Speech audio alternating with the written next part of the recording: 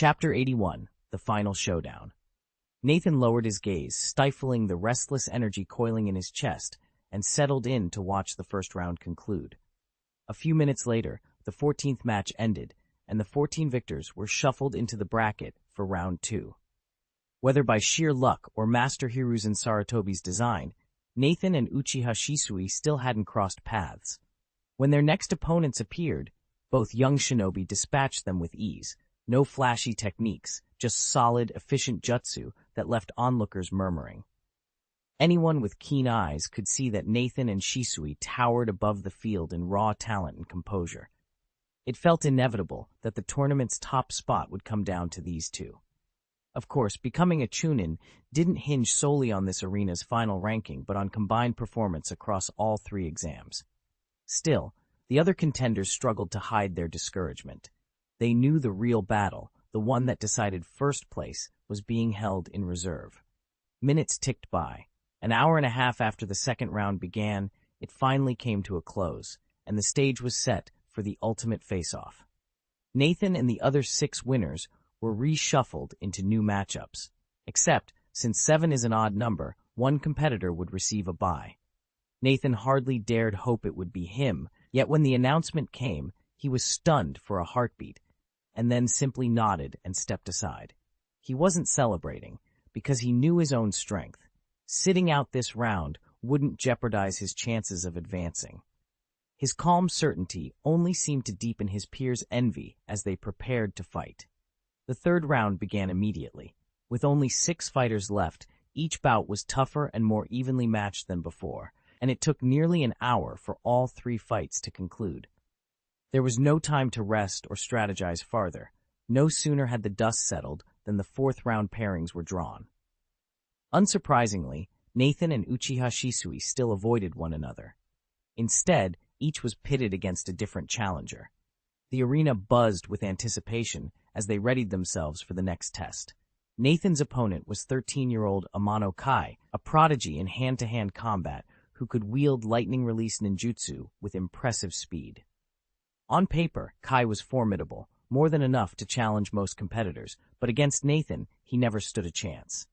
Nathan had spent the earlier matches watching Kai's every move, memorizing his stances, feints, and favored strikes. Now, as the two squared off, it felt to Nathan like an open-book exam. Kai's lightning-quick swordplay and kunai throws were rendered meaningless by Nathan's level 4 Konoha-style swordsmanship. Before Kai could even channel enough chakra for a single lightning release, Nathan was already in command of the duel. With calculated patience, Nathan deliberately dropped his guard, exposing a small opening. Kai, sensing blood, lunged in without hesitation, exactly as Nathan had predicted. In that instant, Nathan unleashed his trump card, Genjutsu Sharingan. Golden threads of illusion spiraled from Nathan's eye, and Kai's world turned red and dizzy. When Kai finally shook free of the illusion, the examiner was standing over him, having intercepted the flying kunai aimed at his chest. The examiner bowed slightly and announced, "Nathan wins." Kai lay on the ground, stunned, as Nathan sheathed his sword and nodded in acknowledgement, his victory as decisive as it was inevitable. Nathan barely had time to catch his breath after his last match, which hardly felt like more than a warm-up, before he slipped onto the second-floor corridor. He leaned against the railing, arms crossed, and waited for the final showdown. Not long afterward, Uchiha Shisui finished his bout, and the examiner's announcement crackled through the speakers. Final match, Uchiha Nathan versus Uchiha Shisui. A collective murmur of excitement rippled through the eliminated candidates lining the corridor. Everyone knew these two Uchiha were the undisputed powerhouses of the Chunin exam, yet no one could say for certain which of them would prevail. Even the observing Jonin pressed forward, eyes gleaming with anticipation. Uchiha Haruto, especially, was practically buzzing. Having the top spot on the line between two Uchiha only strengthened their clan's formidable reputation. Nathan felt a surge of energy at the charged atmosphere. He placed his right hand on the cold metal railing, then pushed off with a swift, practiced flip. He sailed through the air, landing lightly on the arena floor below, ready to claim his place as the exam's champion. Nathan landed with a spring in his knees to cushion the fall from high above, then planted himself firmly before Uchiha Shisui. The examiner paused, eyes flicking between them. "Are you ready?" he asked. Nathan didn't answer right away. He turned to Shisui and in a calm voice said, "Want to take a break first?" Shisui's eyes widened in surprise. Over the past few days, Nathan had hardly spoken. He wasn't one for small talk, so this unexpected offer caught him off guard. But as he reflected, it made sense. This match wasn't a life-or-death duel, and there was little honor in crushing an opponent who wasn't at full strength.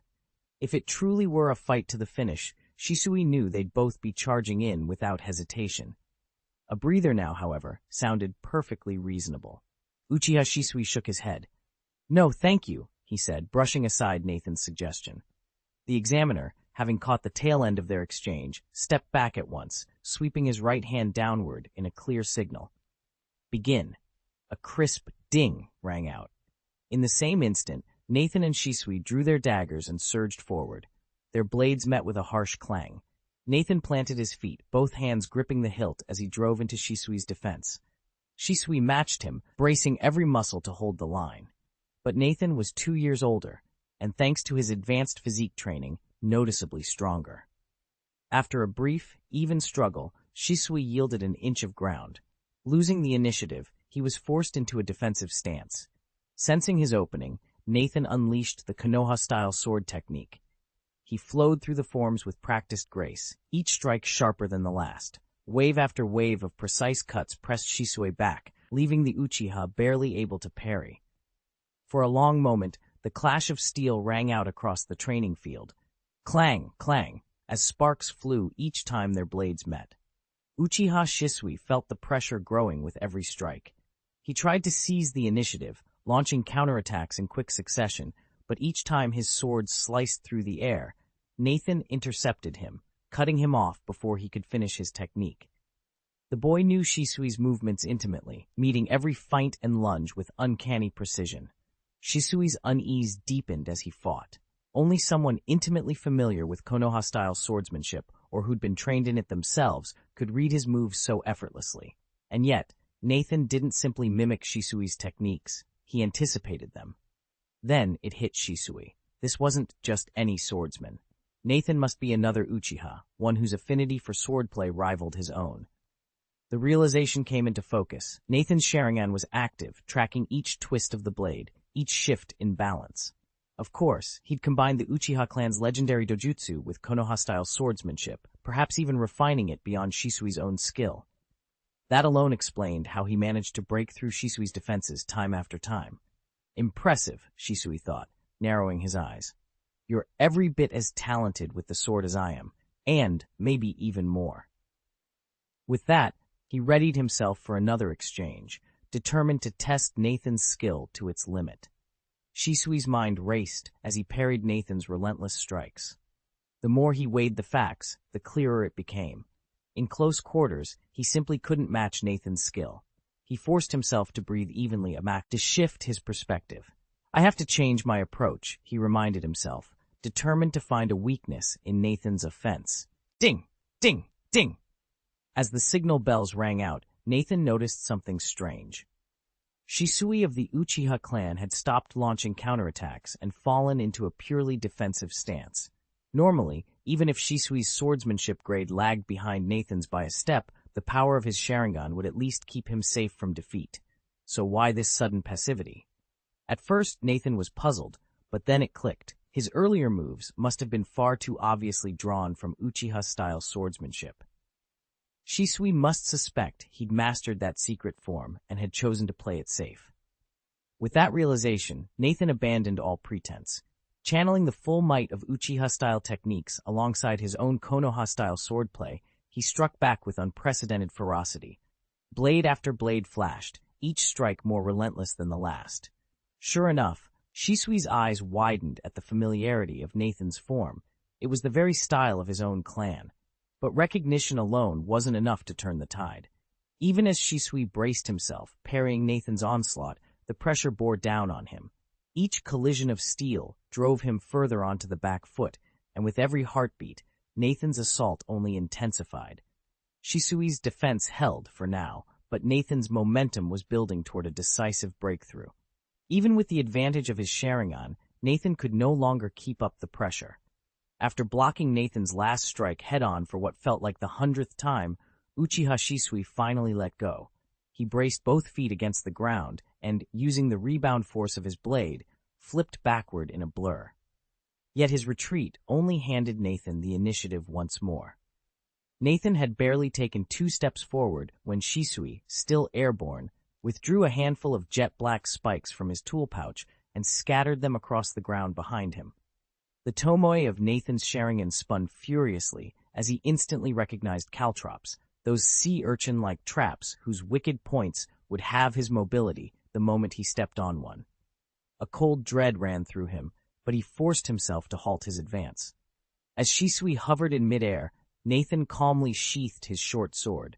He pressed his hands together in a precise seal, drew in a steady breath, and let the fire chakra pool in his throat. Then, mouth opening wide, he unleashed a roaring torrent of flame toward his foe. A fist-sized orb of flame condensed in Nathan's cupped hands. It began to spin furiously, growing larger by the second as it hurtled toward Uchiha Shisui. The corridor 2 floors above the clash still radiated its searing heat. This wasn't some low-level trick. It was the dreaded C-rank ninjutsu known as Fire Style, Great Fireball Technique, famed for its devastating single-target strike. Shisui's heart sank. At that range, there was no way to sidestep the attack completely. Even a glancing escape would leave him scorched by the explosion. He had only one option: retaliate. Thoughts flickered through his mind, then he made his decision.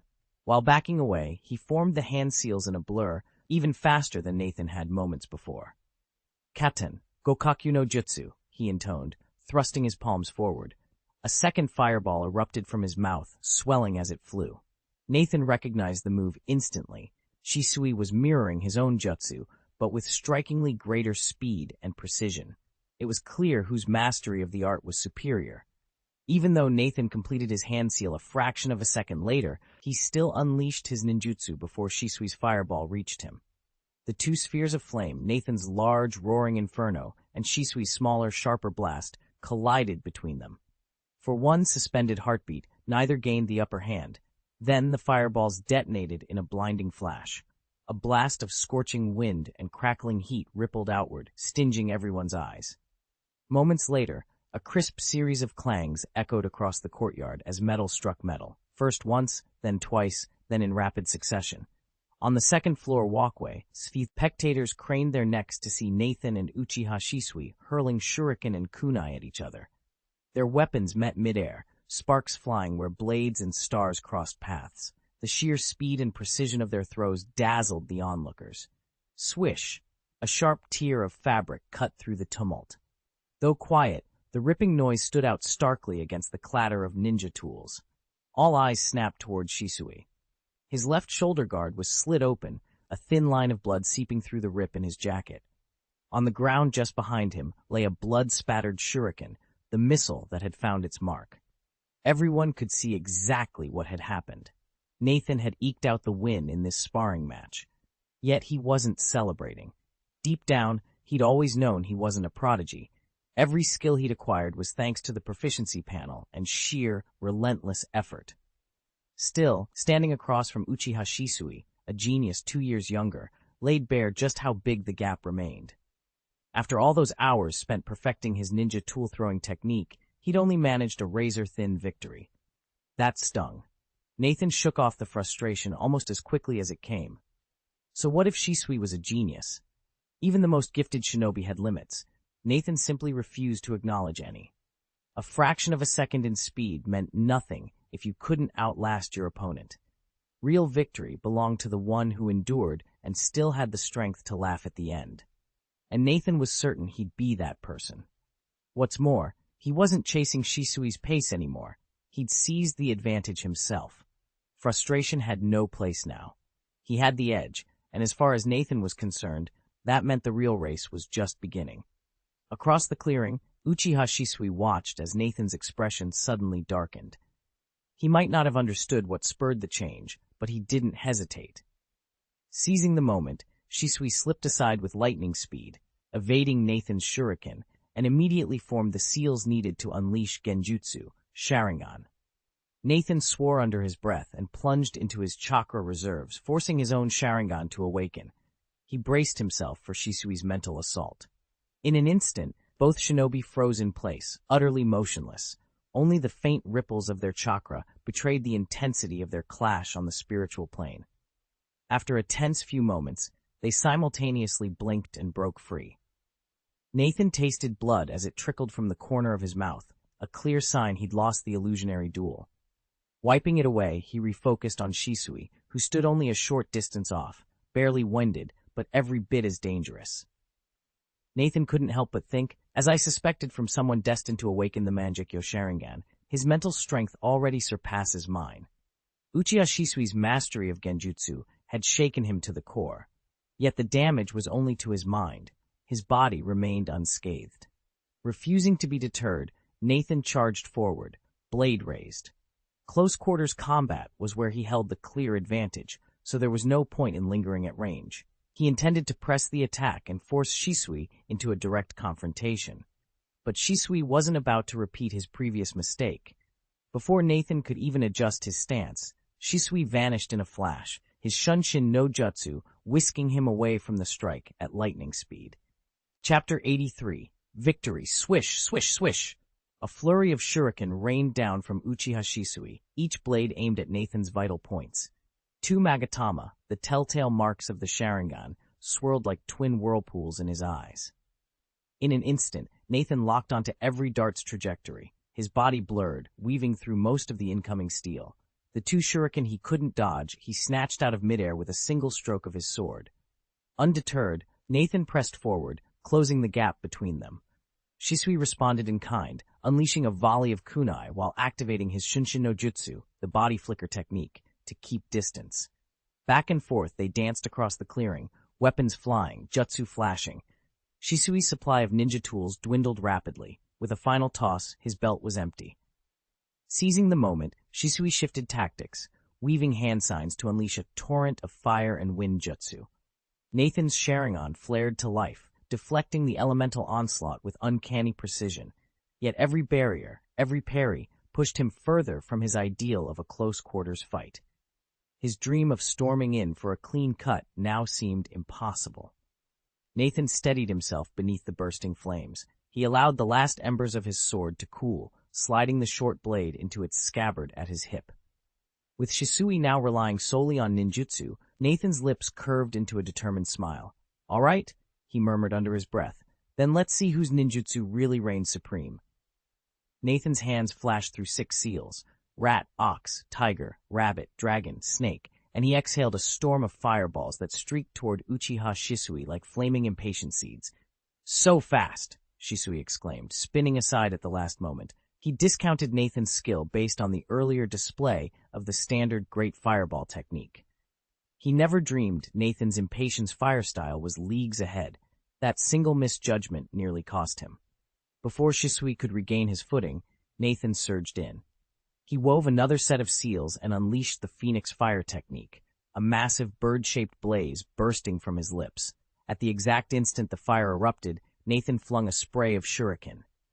Caught between evading the fire and dodging the blades, Shisui realized too late that Nathan had lured him into a trap, one powered by speed, precision, and an unexpected mastery of advanced fire jutsu.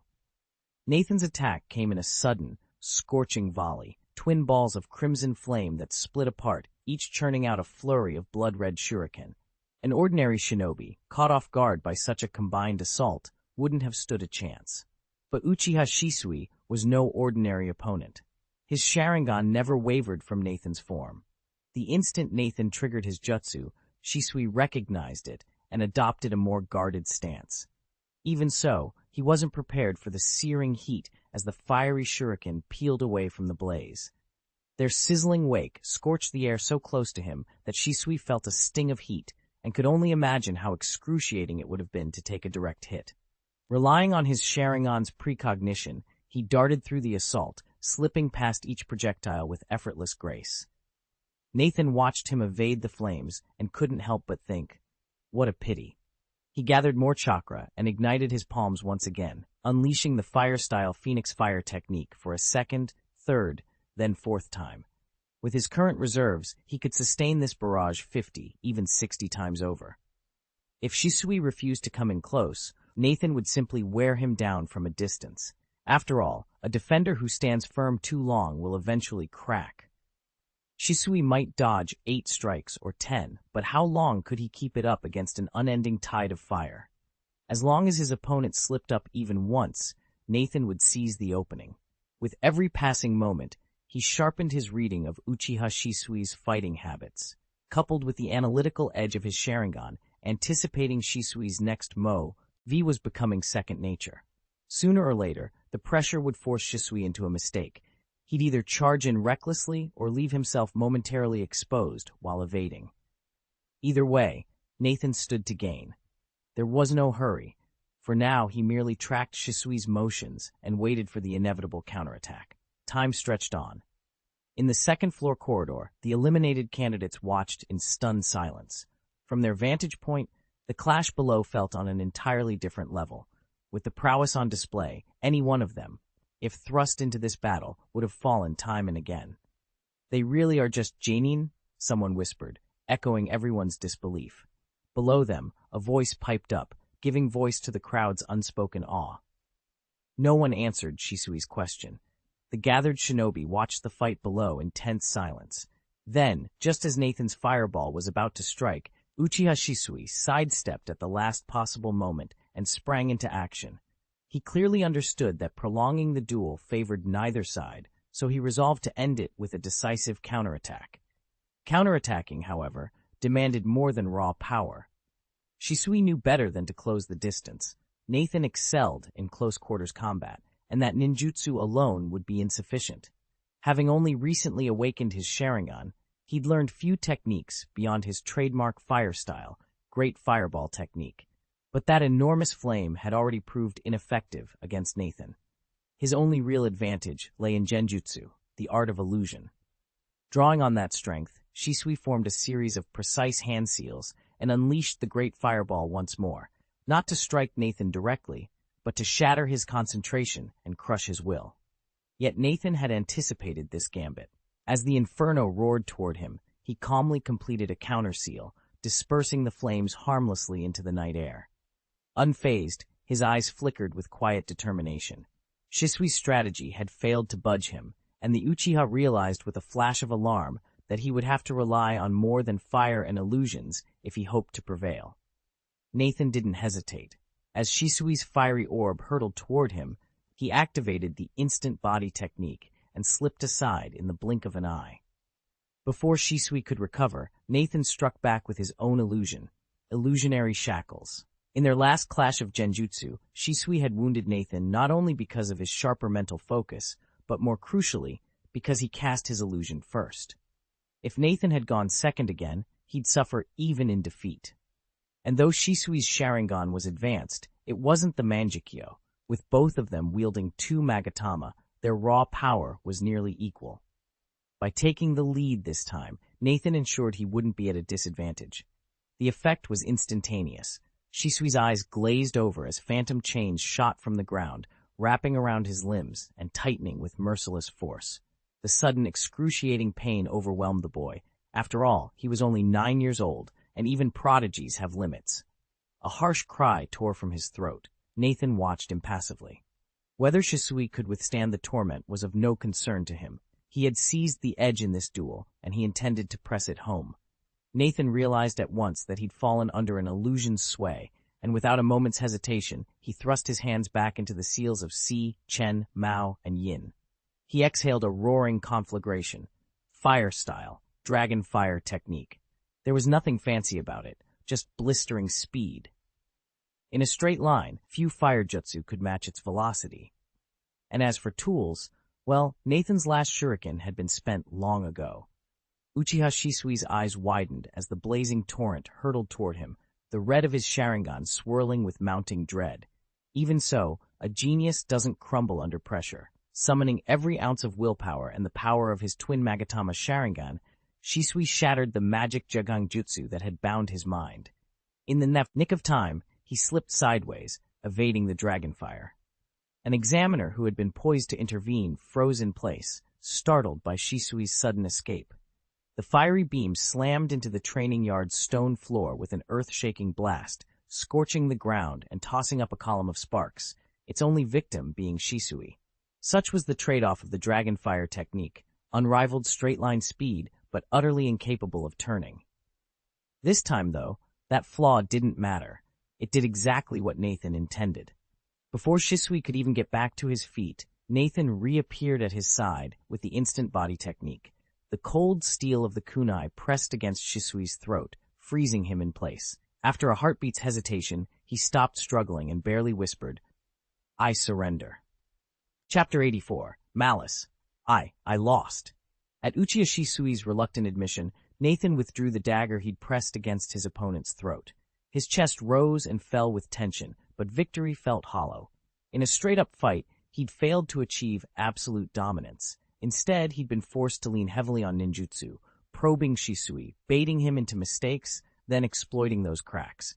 It was a slow, chakra-draining strategy that depended entirely on his foe's missteps. Against a different Uchiha, one as skilled but far more guarded, this approach might never pay off. Shisui himself wouldn't so readily expose his weaknesses a second time, and if every battle dragged on like this, one lapse could cost Nathan everything. A protracted duel leaves too many opportunities for the tide to turn. True security lay in overwhelming force, ending conflicts with a single, decisive blow. Only when his power so outstripped his opponents that no contest could even begin would Nathan win cleanly and swiftly. That was the lesson he'd just reaffirmed, and the lesson he'd carry forward. For now, though, Uchiha Shisui lay defeated at his feet. The path ahead was clear, and Nathan felt only readiness for whatever came next.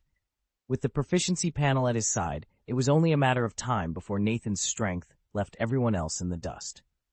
But for now, indeed for the foreseeable future, he was far from invincible. He would frequently run into adversaries who could match him blow for blow, and quick victories wouldn't always be on the table.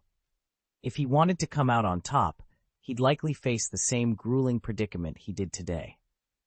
To avoid being caught off guard again, he needed to address his shortcomings. That flaw was glaringly obvious after today's fight. Nathan lacked any real means of large-scale offense.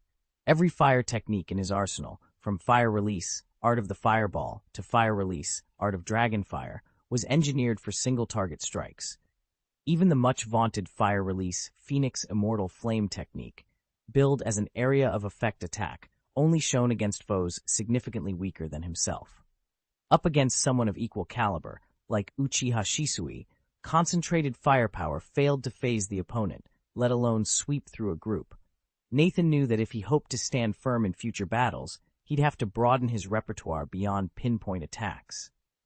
Nathan studied Shisui's repertoire. Aside from his Sharingan techniques, none of his jutsu delivered area damage. In other words, he had no way to strike more than one target at once, a glaring weakness. If he'd possessed any true wide-range ninjutsu today, Shisui wouldn't have slipped past him so easily in a head-on clash.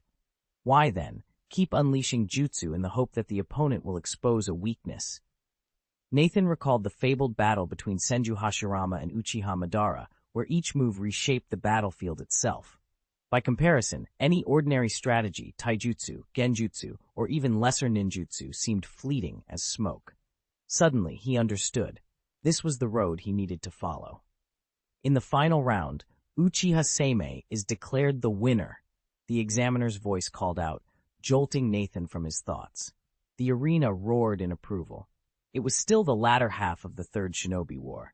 Konoha had yet to endure the Nine-Tails attack, and Danzo's faction had not begun sowing public distrust of the Uchiha clan.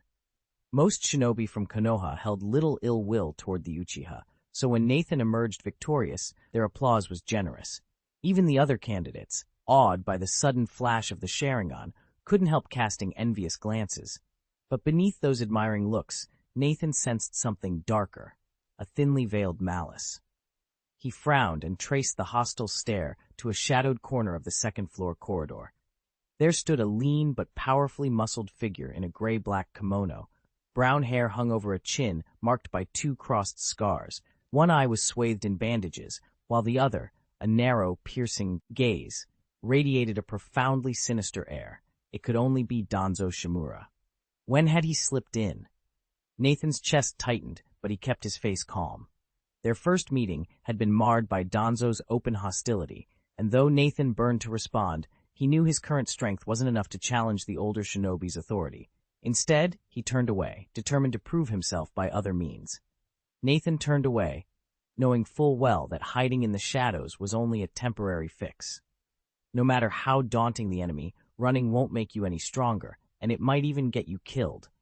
The only real solution was to grow more powerful and face your foe head-on. Danzo Shimura, watching Nathan's reluctance, tapped his aide from Root on the shoulder. "I want everything we can dig up on those two, before nightfall." The Root operative bowed sharply. "Yes, Lord Danzo," he replied, and vanished into the crowd. At that moment, Hiruzen Sarutobi stepped onto the central stage. He clapped his hands to gain silence, then addressed the gathered ninja. "That concludes today's Chunin exam. We will announce the results in 2 days' time. Until then, you are all dismissed." One by one, the examinees fell in with their teachers or assigned Chunin escorts and filed out of the tower. Nathan hesitated, glancing back at Danzo's cold, unreadable expression. Before he could decide which way to go, two familiar figures approached him, Uchiha Haruto and Uchiha Shisui. Haruto smiled and nudged Nathan with his shoulder. "Come on, let's stick together." Nathan met Haruto's gaze and nodded without hesitation. Danzo's ominous presence had put him on edge. He'd welcome whatever support he could find. Together, the three of them slipped away from the tower, each lost in their own thoughts about the battle to come. Nathan hurried to keep pace with Uchiha Haruto, eager for the guidance the senior ninja could provide. More than half an hour later, he finally bid farewell to Haruto and Uchiha Shisui and made his way home. No sooner had he crossed the threshold than he began scanning his surroundings with chakra, an instinct he couldn't suppress. After ensuring there were no hidden threats, he let out a relieved breath. He understood now why he'd worried so much. Danzo's malice had been glaringly obvious.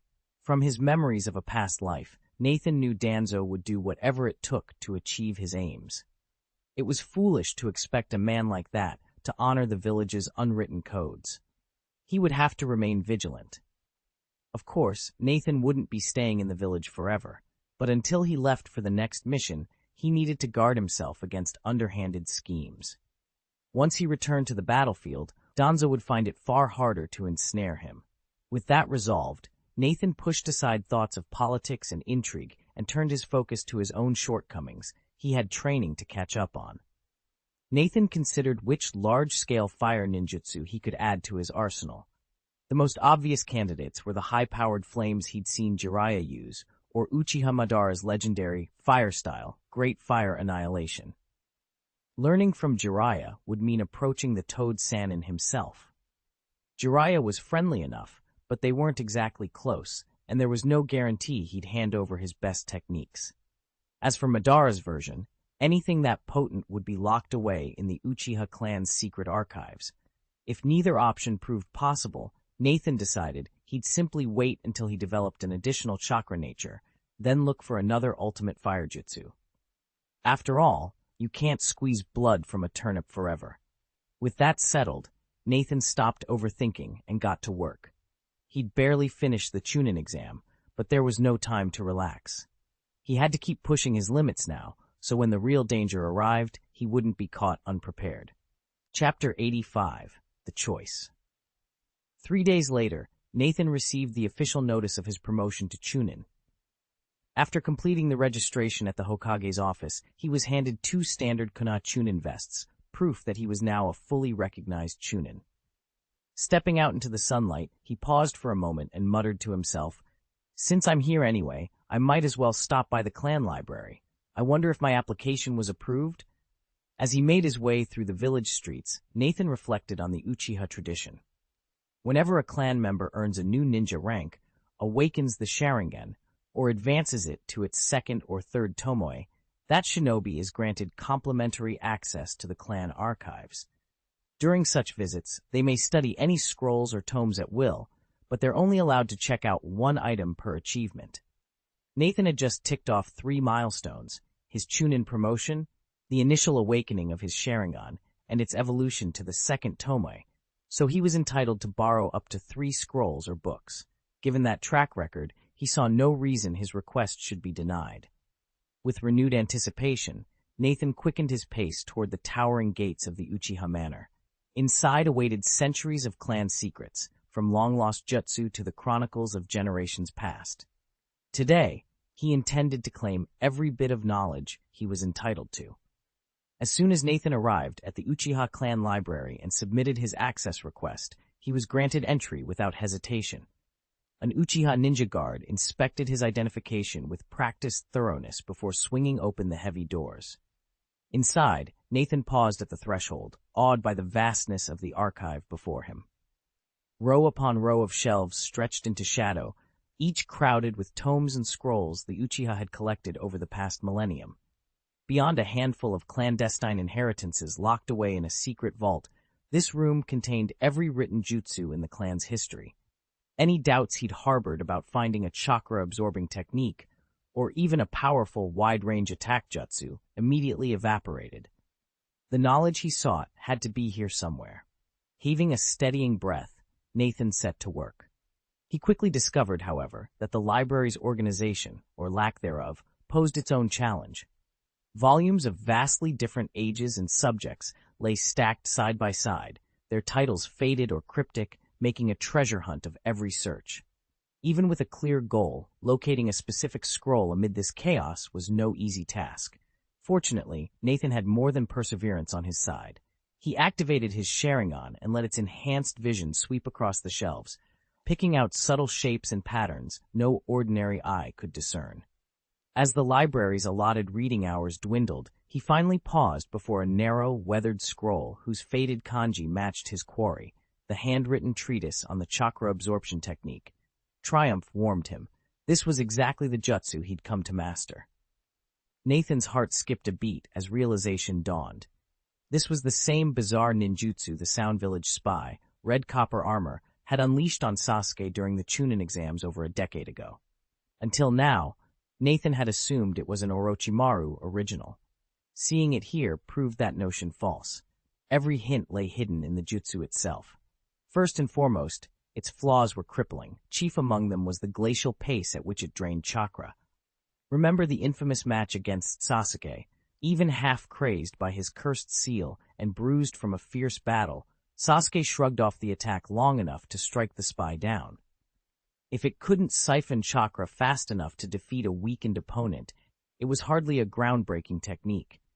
Worse still, the chakra absorption technique demanded direct physical contact to work.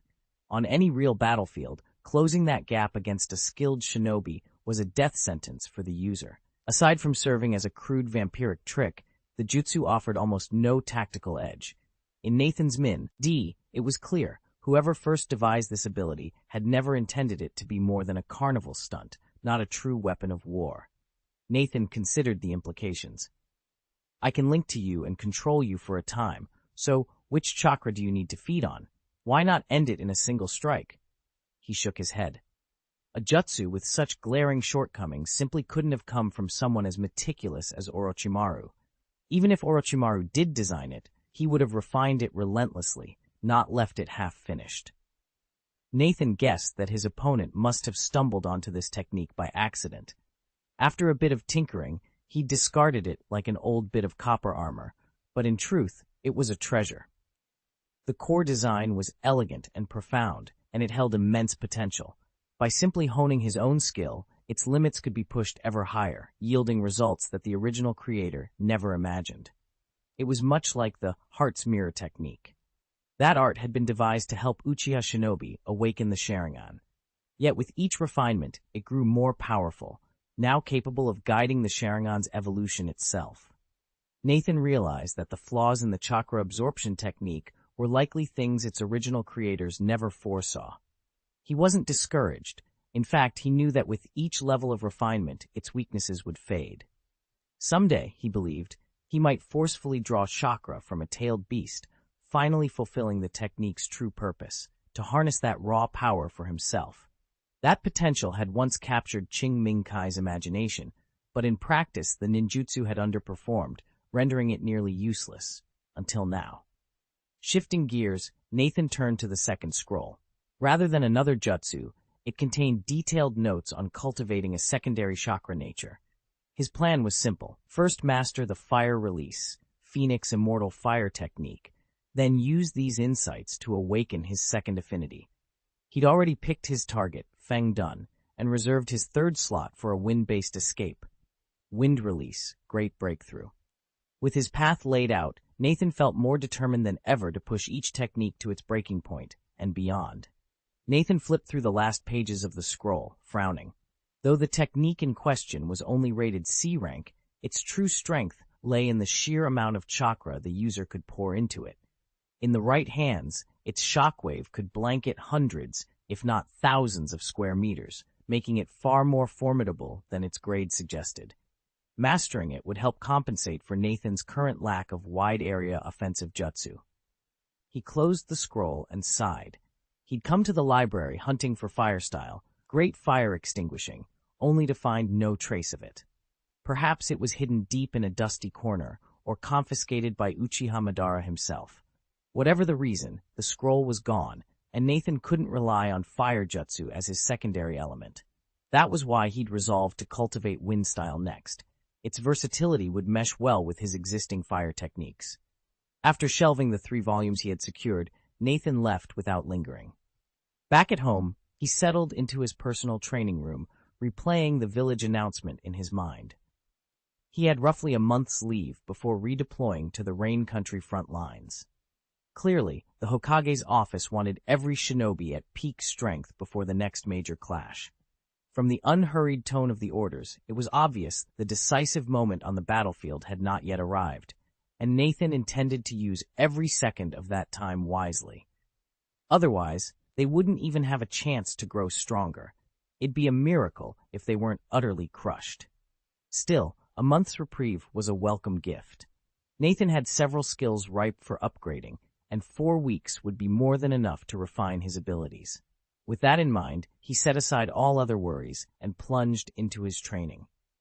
Chapter 86, Setting Off Again. 1 month later, time flies. Before Nathan knew it, a month had slipped by. That evening, under the fading light in the Uchiha clan's training grounds, Nathan formed the familiar hand seals with practiced speed. He drew in a deep breath and expelled a roaring jet of flame. Mid-air, the blaze fragmented and condensed into dozens, perhaps hundreds of glowing spheres that swirled like fiery impatience seeds. His Sharingan flickered to life, and with a silent command, the orbs shot outward, striking more than a dozen towering trees in rapid succession. Boom, boom, boom. Each impact sent a muted shockwave through the air as fist-sized craters scorched the bark. Nathan stepped forward, studying the charred dents with a pleased nod. Just as he'd anticipated, upgrading his Firestyle Phoenix Fire technique to level 4 had significantly boosted both its adaptability and raw power. At level 3, he'd been forced to spit out each fireball one at a time. Although the cadence was swift, those tiny pauses between shots gave agile opponents enough room to dodge. Now, however, the difference was unmistakable. His technique flowed in a seamless, relentless torrent of flame. Now that Nathan's Firestyle Phoenix Fire technique had reached level 4, he could feel the subtle shifts in both the form and nature of his fire chakra. On one hand, he was now able to expel a single, massive surge of chakra and instantly split it apart, condensing it into multiple fireballs that he could command in perfect unison. By shortening the time each flame needed to take shape, he left his opponents with ever-narrowing windows in which to evade. All that remained was for him to keep refining his mastery of the technique. On the other hand, the fireballs themselves had grown markedly more vicious. Before, they'd merely scorch everything in a broad arc, impressive in range but lacking in raw power. Now each sphere could blast a fist-sized hole in solid wood, the blistering heat and explosive force far more lethal than before. This single upgrade had already boosted his overall combat strength, and that was without accounting for the dramatic improvements in his other jutsu over the past month. Panel. With a focused thought, Nathan called up his proficiency panel. I'd be happy to help, but I only see the single sentence. The next moment, the familiar light blue light screen appeared. Could you please provide the rest of the chapter's text? Once I have the full passage, I can rename Qingming to Nathan, ensure he's consistently male, and produce a smooth, idiomatic English version. 11-year-old Uchiha Nathan sat cross-legged in his dimly lit training chamber, the soft glow of a status scroll illuminating his determined face. Over the past month, he'd pushed his limits, and now the numbers spoke for themselves. Character profile. Name, Uchiha Nathan, age 11. Physical attributes. Physique, 9. Spirit. Chakra reserves. Current chakra, 5,610. Maximum capacity, increased from 6,109 to 10,621. Bloodline progress. Sharingan, double Magatama, progressed from 1,5,000 to 354 5,000. Techniques and skill mastery. Chakra refining technique, Umalvarp 4. 792,000 to 2,000 XP. Fire style, Great Fireball Technique, Varp 2, 65 500 XP. Fire style, House of Immortals Flame, 775 2,000 XP. Fire style, Dragon's Breath 2, Telekinesis Technique. Telekinesis Technique, 8,000 XP. Shadow Clone Technique, 0, 5 100 XP. Chakra Absorption Technique, 1 200 XP. Healing Technique, 2, 10 500 XP. Magic Shackle Technique, 3, 355 1000 XP. Genjutsu Sharingan, Vup 2, 420 500 XP. Heart Reflecting Technique, 5, 1181 5000 XP. Kenjutsu and Weaponry, Konoha Style Swordsmanship, 1406 to 2000 XP. Uchiha Style Swordsmanship, 1405 2000 XP. Ninja Tool Throwing, Lump 4, 1620 2000 XP. Chakra Control of 3, 405 1000 XP. 3 Body Techniques.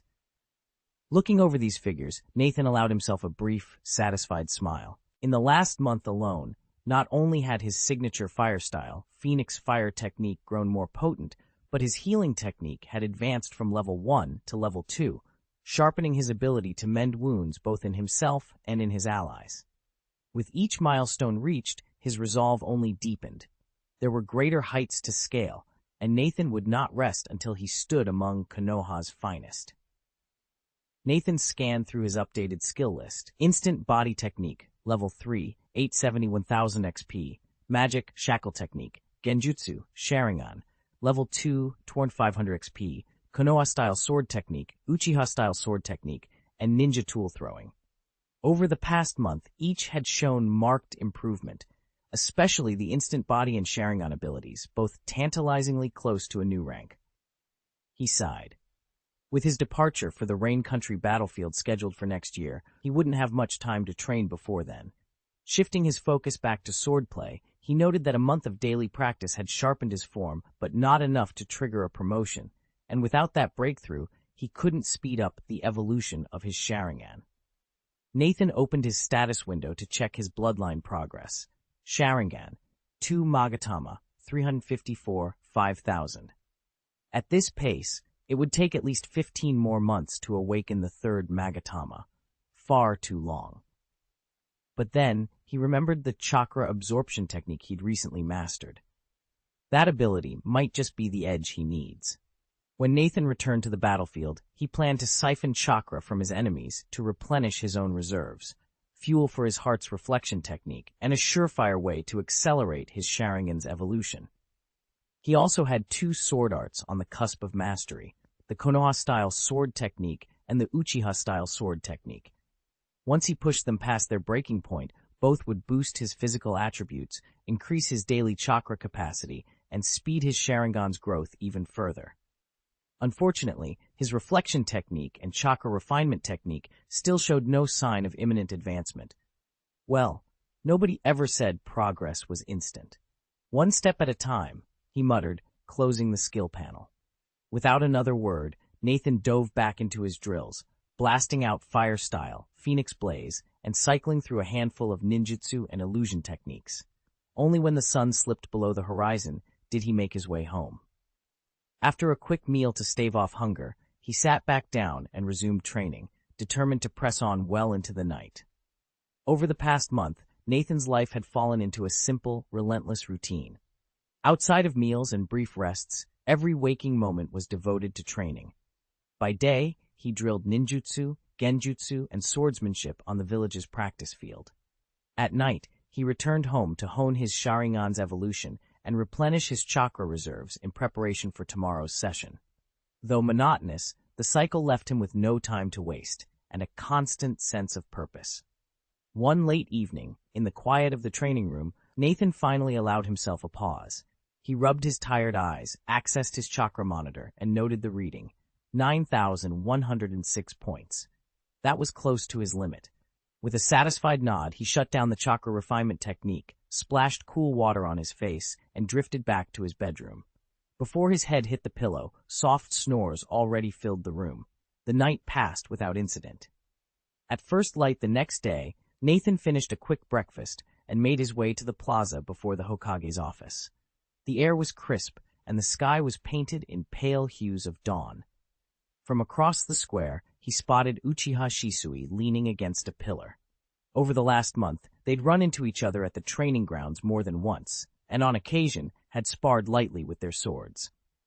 Nathan drew in a steady breath, squared his shoulders, and set off to greet him. Although Nathan and Shisui weren't close friends, they weren't strangers either. Nathan had come to respect Shisui's measured idealism. He dared to dream, but never at the cost of innocent lives. That willingness to temper conviction with compassion was the opposite of what Uchiha Itachi would later become. It was possible that witnessing Shisui's death drove Itachi to extremes, but Nathan refused to excuse the massacre of the Uchiha clan. Now, having been reborn into this world as Uchiha Nathan, he enjoyed the clan's influence and privileges, and he swore he would never allow history to repeat itself. As for the young hothead Itachi, if he disobeyed orders again, Nathan would gladly teach him a lesson. And if Itachi proved too weak to withstand it, then so be it. With these resolutions steeled in his mind, Nathan fell in step with the others. Their destination lay ahead, the war-torn fields of the Land of Rain. Chapter 87, Hidden Hands and Attacks. After waiting about half an hour for everyone to gather, Nathan looked up as a familiar figure stood at the front. It was Tanagawa Maki, the Konoha Jonin, who had presided over the second round of their Chunin exam just a month ago. Now he was their mission captain, charged with leading them back to the war-torn fields of the Rain Country. With a sharp clap of his hands, Tanagawa drew every eye in the camp. "Some of you have already seen action out there," he said, sweeping his gaze across the group, "while for others, this will be your first time on the Rain Country front. But it doesn't matter which. Over the next few days, you will follow my orders without question. Understood?" A ripple of glances passed through the assembled shinobi before they answered in unison. Understood. Aside from Tanagawa, an experienced jonin, and 3 other special-ranked jonin, everyone on this mission was either chunin or genin. When their captain demanded absolute obedience, no one dared to argue. Nathan frowned. The team captain had been appointed directly by the village, which meant they should follow his orders without question. Yet something in Nathan's gut told him there was more going on than met the eye. Over the past fortnight, several units dispatched from Konoha to various battlefronts had been ambushed. Normally, when such losses occurred, the village would either send reinforcements or pause support until the threat had been neutralized. Instead, with the battles already underway and manpower stretched thin, Konoha had no choice but to press on. That explained why Tanagawa Maki was so grim as he addressed them now. Maki looked around the assembled shinobi. Seeing no one raise an objection, he gave a curt nod. "All right, let's move out." He led the way down the road, and the rest of the squad fell in behind him. Within moments, they had exited the village, heading toward the frontier. Meanwhile, at Root's headquarters, Danzo's office lay quiet but tense. A sharp knock sounded on the wooden door. "Come in," Danzo called without looking up from the scrolls before him. The door creaked open. A Root operative stepped in, knelt, and spoke in a low, controlled tone. "Sir, Uchiha Nathan and Uchiha Shisui have departed." At last, Danzo set aside his documents and raised an eyebrow. "Do they have any Uchiha Jonin accompanying them?" The ninja shook his head once. "No, sir." Danzo tapped his finger thoughtfully against the table. After a moment's pause, he gave the order crisply. "Then alert the Weeping Rain squad. They will move out at once. Every detail must follow the plan, no mistakes." Yes, Lord Danzo, the ninja replied, rising and slipping away as silently as he'd come. Danzo watched his retreating figure, a cold snort escaping him. The Uchiha fools, he muttered under his breath. Nathan glanced over his shoulder along the winding forest path, every sense on high alert. He'd cut short their usual training stops, knowing all too well that trouble could strike at any moment. Beside him, Shisui remained equally vigilant, his Sharingan flickering beneath heavy lids. Their caution paid off sooner than Nathan had hoped. A rustle in the underbrush, too deliberate to be just an animal, confirmed their suspicions. Whatever lay ahead, they would be ready. Nathan and his companions had left the village just days ago, traveling steadily through the land of fire without incident. But no sooner had they crossed into the land of rain than they were set upon, ambushed by a squad of rock-style ninjas. At first glance, it looked like a chance encounter, yet the leader's triumphant smirk spoke volumes. So there really are travelers out here. Their attackers moved with practiced precision, as if every step and every hideaway had been mapped in advance. Nathan's chest tightened. They'd chosen a new, less-traveled route precisely to avoid this sort of danger. How could their foes have anticipated their passage? A chill ran down his spine. If the ambush wasn't a random stroke of luck, the implication was clear. Someone had informed the enemy of their plans. That traitor could be hidden among them, or else had bribed or coerced the village elders into revealing their route. Either way, the rock ninjas possessed far more intelligence on Nathan's party than the party had on them, placing Nathan and his friends at a perilous disadvantage. And the truth of that cruel imbalance was about to become all too real. Nathan's squad found themselves outmatched in mere minutes. Several were wounded, and a handful of genin had already fallen.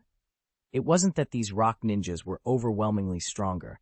The outpost lay just beyond Konoha's inner defense perimeter, but still under the village's protection, so the rock forces were limited.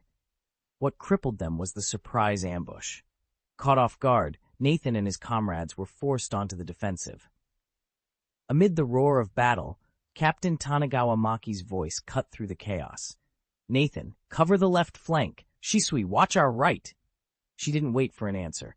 "Everyone, follow me. Let's break through." Nathan had wanted a moment to assess the unfolding battle, but there was no time. He clenched his kunai, forced down his hesitation, and saluted. "Understood, Captain."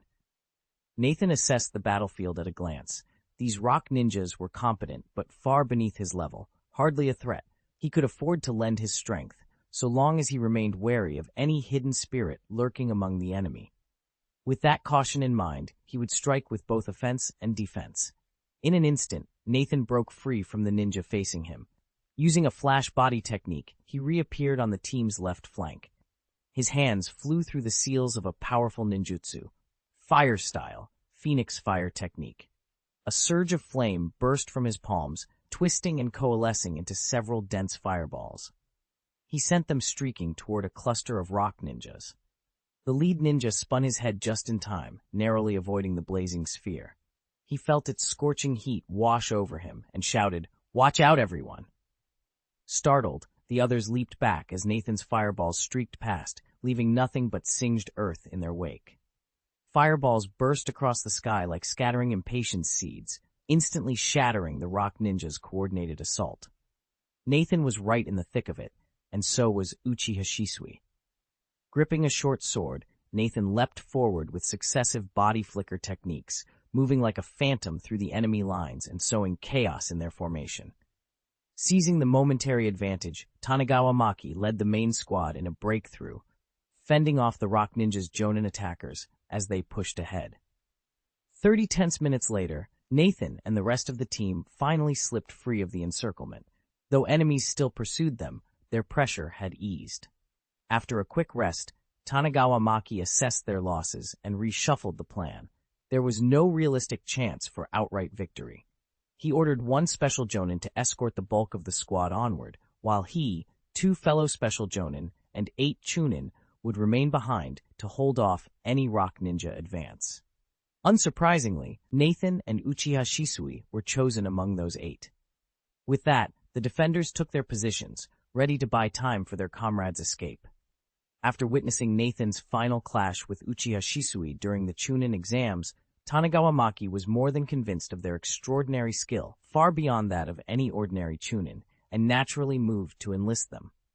Nathan and Shisui offered no resistance. In fact, Nathan welcomed the opportunity. He was determined to discover exactly where their adversary had secured the route information. A nagging intuition told him this situation was far more complex than it initially appeared, and until he unraveled its true depths, he knew he wouldn't rest easy. Chapter 88, Chakra Absorption. The forest lay under a steady drizzle, each raindrop drumming softly on leaves before trickling to the earth in a steady drip. A squad of rock ninjas pressed forward along the damp undergrowth, their footsteps swift and silent. Suddenly, the lead scout froze mid-stride. He stared at the mud beneath his feet, then whipped his head up and shouted, "Fall back!" Without another word, he spun on his heel and bolted the way they'd come. Though puzzled, the others wasted no time. They all retreated at once. No sooner had they sprung clear than a thunder of explosions ripped through the air. Brilliant red spheres of fire shot skyward, superheating the falling rain into steam and igniting the nearby trees in roaring flames. "It's a blast talisman," one of the ninjas yelled, voice ragged over the roar. A rolling wave of scorching wind followed, slamming into their ranks and stinging their eyes. Through the smoke and heat haze, dozens of kunai whistled in from the shadows. "Defend!" the squad leader howled. He drew a kunai from his belt and met the incoming blades in a crackling clash of steel. One by one, the others mirrored his defense, arcing their kunai to block and redirect each lethal missile. Despite the surprise attack, the rock ninjas held their line with impressive skill. Their discipline and training shone through, even in the face of sudden, overwhelming danger. Although Maki Tanagawa's team had been caught off guard, they recovered their formation almost immediately. No one had been killed, and only a few suffered minor wounds. Their first assault had failed, so Maki decisively abandoned any thoughts of a head-on battle and ordered Plan B into motion. Plan B was simple: guerrilla tactics. Their job was to draw the rock ninjas deeper into the forest, buying time for the rest of their unit to slip away. Once the enemy was far enough from Konoha's defensive perimeter, they'd hesitate to pursue. Any reckless advance here would invite disaster. Reinforcements from the Leaf could arrive at any moment and encircle them. That risk was precisely why Maki had volunteered this small detachment to stall the invaders. As she issued her orders, a series of whistles, each one distinct in pitch and rhythm, sounded through the trees. Nathan listened carefully, recognized the code, and nodded. The ambush was about to begin. "Plan B?" came the hushed question from the edge of the clearing. Nathan paused for a heartbeat, then nodded. "All right." Ever since he'd mastered the chakra absorption technique, he'd never dared to test it in live combat. Now, with the rock ninjas scattered and reeling from their failed ambush, he couldn't resist the opportunity. Slipping silently into the forest, he melted into the shadows. Meanwhile, the surviving rock ninjas, terrified of being struck again, fanned out in small teams and raced toward the trees where the last kunai had flown. Moments later, agonized shouts and clashing steel echoed through the undergrowth. 3 ninjas, unaware of the danger above them, pushed beneath a towering oak. Perched high among its branches, Nathan activated his Sharingan. The scarlet tomoe flickered in his eyes as he studied the trio like a predator sizing up prey. A faint crack of bark underfoot froze the nearest ninja in his tracks. He glanced up, unease creeping into his voice. "Shisong, do you feel someone watching us?" Shisong, the squad leader, frowned and scanned the foliage. "Watch. What are you talking about?" A cold wave of chakra rippled through the leaves overhead. Shisong's confident expression drained away. Before any of them could react, Nathan sprang from his hiding place, chakra swirling around him. The ninjas realized too late that they were caught in his deadly trap. Nathan dropped silently from the tree branch and landed squarely in front of the rock ninja who'd just spoken. In an instant, a sliver of steel caught the moonlight as Nathan swung his dagger. Shisong raised his kunai to block, but then Nathan's Sharingan flared crimson, stealing Shisong's focus. The mom, Enteri lapse, was all Nathan needed. His blade cut deep across Shisong's chest, carving to the bone. Shisong crumpled, broken by the wound. "Shisong!" cried the first rock ninja, horror in his voice. He flung his kunai toward Nathan, desperate to save his comrade. Nathan gave no thought to killing him. As the kunai whistled past, he twisted aside and surged forward at the next ninja. At such close range, the man could only meet him blade to blade. Steel rang out again and again. Recovering from shock, the wounded ninja yanked a replacement kunai from his belt and, alongside his partner, lunged at Nathan in a deadly pincer.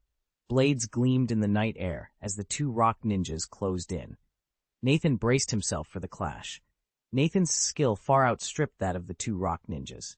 Combining Konoha-style swordsmanship with Uchiha techniques and backed by his twin Magatama Sharingan, he seized an overwhelming advantage almost instantly. Cold sweat mixed with rain as it ran down the Chunin's faces. Yet again, their counterattack failed. Desperate, one rock ninja dropped his kunai and backed away, hands moving into position for a sealing jutsu. But Nathan was faster. The moment his opponent stepped back, he activated the hypnotic power of his Sharingan. The ninja froze in place, eyes glazed. In the next instant, Nathan plunged his short sword into the man's right arm. With a grunt, the wounded ninja was kicked aside and crashed into a nearby tree trunk. A spray of blood splashed the bark. Ignoring the agony, he staggered to his feet, but Nathan was already on the offensive again. 3 kunai blazed forth, each one finding its mark, the other arm and both thighs. Ah! The ninja's scream was cut short as excruciating pain robbed him of any will to fight. He collapsed to his knees, utterly spent. Nathan charged before the rock ninja could complete his jutsu. The ninja's hands snapped into seals, but he hadn't released his technique yet. Nathan was already within striking range, sword raised. With a single palm to the earth, the ninja activated his art, Earth Escape, Muck Swamp. Instantly, the soil beneath Nathan's feet turned slick, threatening to swallow him in a mire. But Nathan's reflexes were razor-sharp. He vaulted free of the swampy trap before it fully formed. A clean swish cut through the air, followed by the grisly sound of flesh tearing. Nathan's short blade cleaved into the ninja's shoulder, carving away a chunk of meat and drawing a spray of blood. Had the ninja not staggered back at the last second, the blade would have taken his head. 2 rock-armored foes had never been a match for Nathan. Alone, this wounded ninja stood even less of a chance. As the enemy reeled, Nathan readied himself for the finishing strike. Nathan moved with lightning speed. In just a dozen maneuvers, he had already incapacitated his opponent's remaining arm. Both of his hands wove through the final hand seals, and a glowing sphere of chakra pulsed into existence in his right palm. Without hesitation, Nathan forced the back of the rock ninja's head down. Instantly, a steady stream of chakra poured out from the enemy's body, funneled through the pressure points Nathan had activated in his palm, and surged into Nathan himself. He was using the level 1 chakra absorption technique. 1 second, 2 seconds, 3 seconds ticked by. Nearly 20 seconds later, Nathan released his grip. The rock ninja went limp and crumpled to the ground. Nathan opened his status panel, eyes scanning the readout. His chakra reserve had swelled by almost 1,000 points. From what he'd just experienced, Nathan now understood the technique's rate. It drew roughly 100 chakra points from the target per second, converting half of that into his own reserves. The conversion loss was steep, but even scraps of power were worth having. After all, he thought with a wry smile, every drop counts in a fight. Moreover, as Nathan continues to refine the chakra absorption technique, each of its flaws can be systematically ironed out, so they're hardly a concern. Nathan blinked away his thoughts and seized the short sword at his side. With a swift, downward arc, he sliced through the rock ninja's throat in one clean strike. Ideally, he mused, a shinobi seeking to harness chakra would capture an enemy alive, lock them away, let them refine their own energy, and then siphon it bit by bit. But given his precarious position and lack of means to restrain the brute, Nathan had no choice but to end the threat outright. He let his gaze slide from the sealed-off chasm to the downed ninja, whose limbs were already stiffening. Without breaking his stride, Nathan stepped forward, hands weaving a precise hand seal. As he completed the pattern, his right hand glowed with a faint swirl of energy, the hallmark of his chakra absorption technique. "What do you think you're doing?" the wounded rock ninja rasped from the floor, terror lacing his voice. He had witnessed Nathan's last move and now stared wide-eyed as the young shinobi materialized at his side in an instant. Nathan paid him no heed. With icy resolve, he gripped the ninja's jaw and clamped down, chakra streaming from his palm into every fiber of the surprised man. The process was excruciating and far from over. As Nathan began to draw the ninja's life force, he prepared for the next step of his plan. Every ounce of his focus locked on the mission ahead. Nathan felt a surge of chakra spill from the wounded ninja into his right hand. The man still had a trickle left, so Nathan held on for nearly 30 seconds, siphoning every last drop. When the flow finally stopped, Nathan had reclaimed over 1,000 chakra points. He didn't hesitate. Bracing himself, he squeezed with both hands until a sharp crack echoed through the air. The rock ninja's neck snapped, and his body went limp. Without pause, Nathan moved on to the third opponent, the one he'd struck in the chest earlier. The blow had already felled him, leaving him unconscious and sparing Nathan a fierce struggle. Stepping over the widening pool of blood, Nathan pressed his palm to the man's back. For 20 tense seconds, he drew the remaining chakra from him. Stripped of its vital energy, the ninja's life slipped away in just a few shallow breaths. With 3 enemies down, Nathan tallied his gains. After replacing the chakra he'd used, he still had a net profit of over 3,000 points. Calmly, he scanned the battlefield, ready for whatever came next. Nathan surveyed his chakra reserves with satisfaction. The energy he'd siphoned from those 3 chunin was enough to fuel his heart-reflecting technique 18 times. 6 evolution points toward his Sharingan. 4 more points, and he'd effectively make up an entire day's worth of progress, pushing the moment when his Sharingan gains its 3rd Magatama a full 24 hours ahead of schedule. And that was with only 3 average chunin as his sources. Facing more opponents, or stronger ones, would yield even greater time savings. Of course, his chakra absorption technique was still only rank 1, and nearly half of the energy he drew was lost in the conversion. As he grew more proficient and reduced that waste, every battle would generate more usable chakra, speeding the Sharingan's evolution even further. On top of that, none of the chakra expended in combat was truly gone. It was recycled into his mastery of other skills. When he resumed formal training, he could dial back how much energy he devoted to those secondary abilities and pour it straight into perfecting the heart-reflecting technique. Nathan felt a surge of hope. By pushing his Sharingan to the brink, he was accelerating its evolution faster than ever before. A relieved exhale escaped his lips. Suddenly, several kunai whistled in from the side. Instantly alert, Nathan's Sharingan spun in his irises. He slammed both feet into the ground and sprang backward like a human cannonball. No sooner had he landed than another volley of kunai sliced toward him, their angles so precise that they stayed at the very edge of his vision. When he swung his short sword, he LD only deflect 1 or 2. The rest forced him to dodge again, only to face yet another flurry moments later. After 5 grueling rounds of evasion, Nathan spotted a gap in the attack. He darted behind a sturdy tree. Its trunk absorbed most of the incoming kunai. Seizing the moment, he pivoted and slashed his short sword through the air, sending the remaining blades tumbling harmlessly to the ground. Calm and ready, he prepared for whatever came next. Nathan thrust his dagger blade first into the forest floor and immediately wove a series of hand seals. With a low chant, he unleashed fire-style, great fireball technique toward the cluster of looming kunai. A massive orb of flame, wreathed in rippling heat waves, crashed into the undergrowth, and a moment later, a figure burst out of the smoldering brush.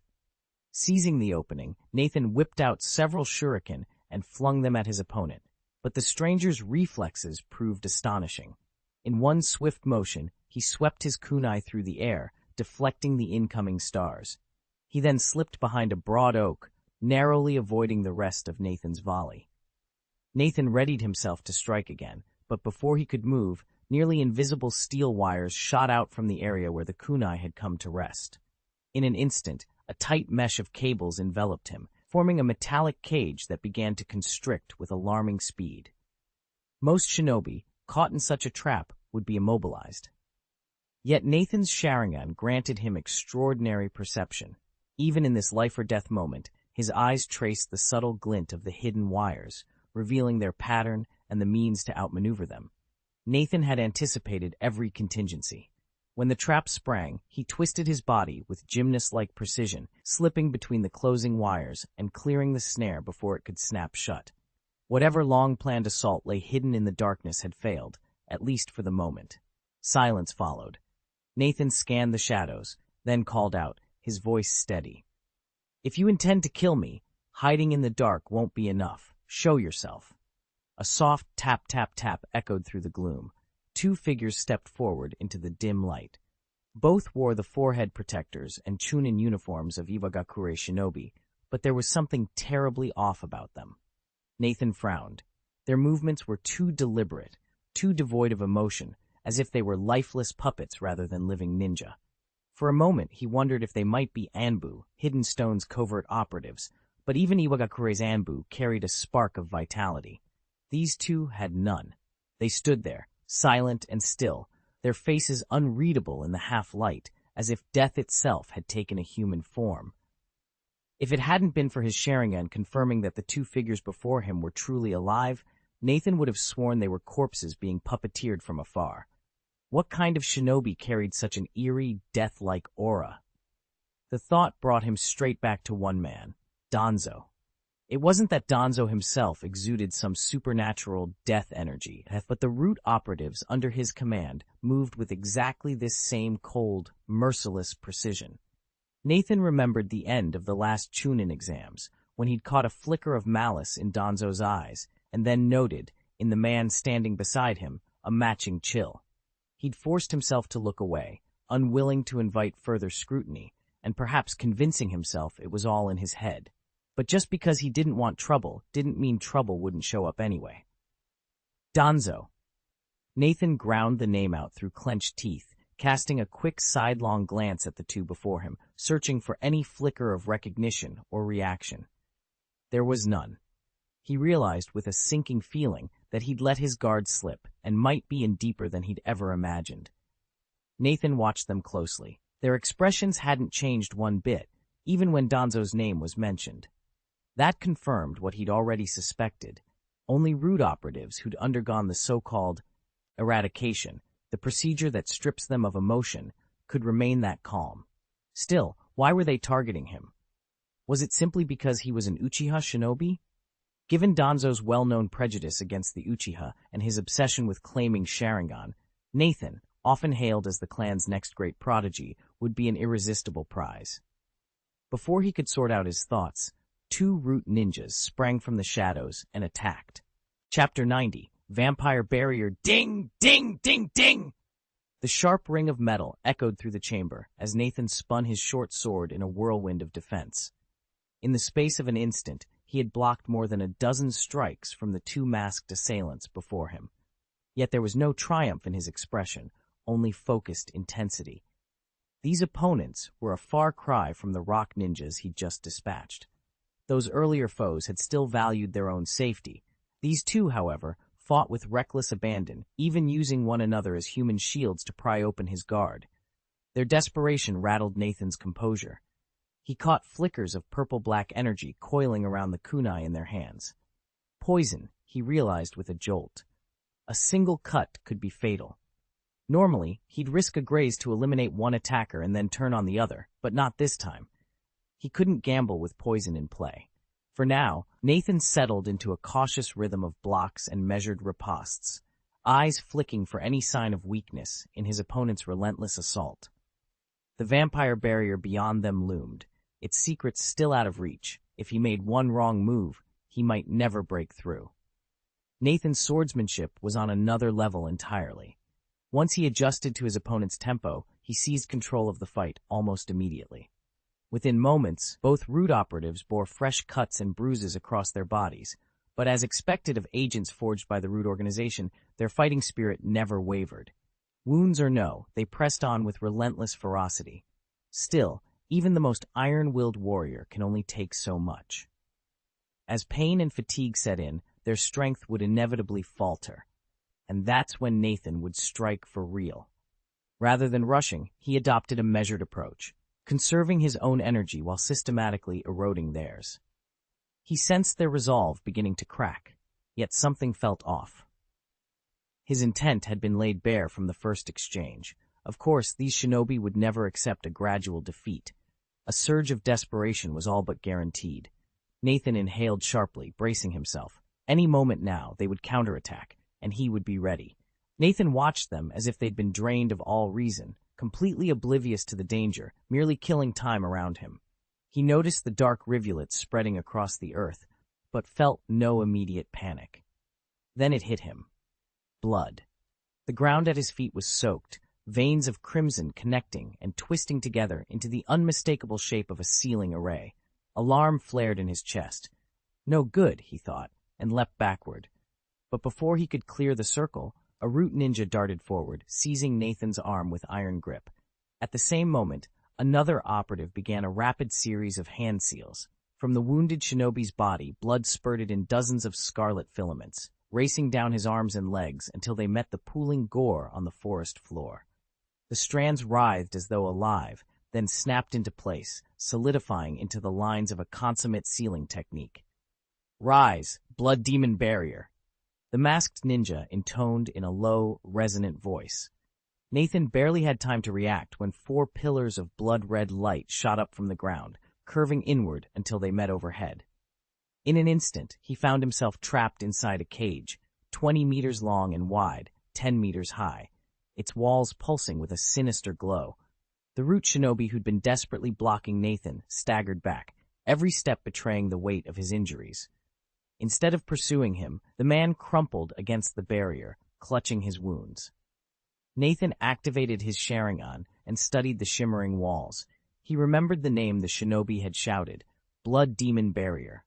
Blood Demon? What was he talking about? Before Nathan could puzzle it out, the wounded shinobi produced a kunai and drove it straight into his own heart. With icy calm, he yanked the blade free. A geyser of blood erupted from the wound, drenching his uniform until he looked as if he'd been painted red. The instant his lifeblood hit the ground, the barrier's walls flared, the crimson light intensifying as if nourished by the carnage. Nathan's breath caught in his throat. The man's chest rose and fell in ragged gasps, still alive despite everything. A cold dread settled in Nathan's stomach. Something about this scene was horribly wrong, and he could feel it closing in around him. Nathan didn't hesitate.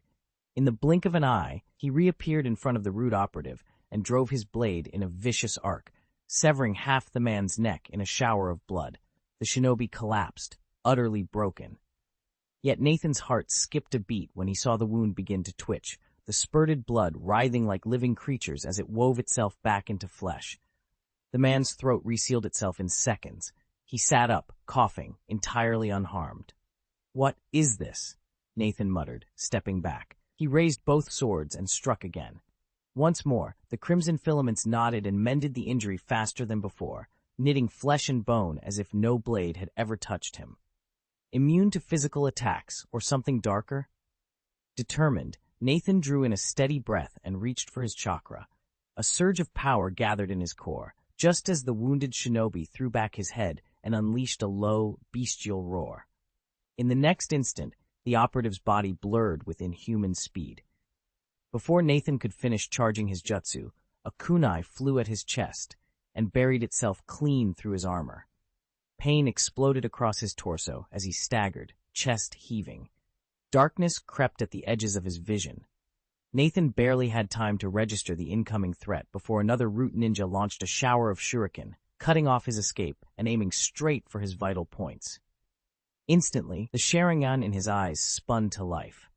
With a blur of movement, he drew several chakra-infused swords and intercepted each deadly blade in midair. Yet the real challenge had only just begun. From a safe distance, the second ninja loosed a fresh volley, hiding behind the monstrous figure of the blood puppet. Nathan had lost count of how many times he'd hacked that gruesome construct to pieces, only to watch it reassemble itself moments later.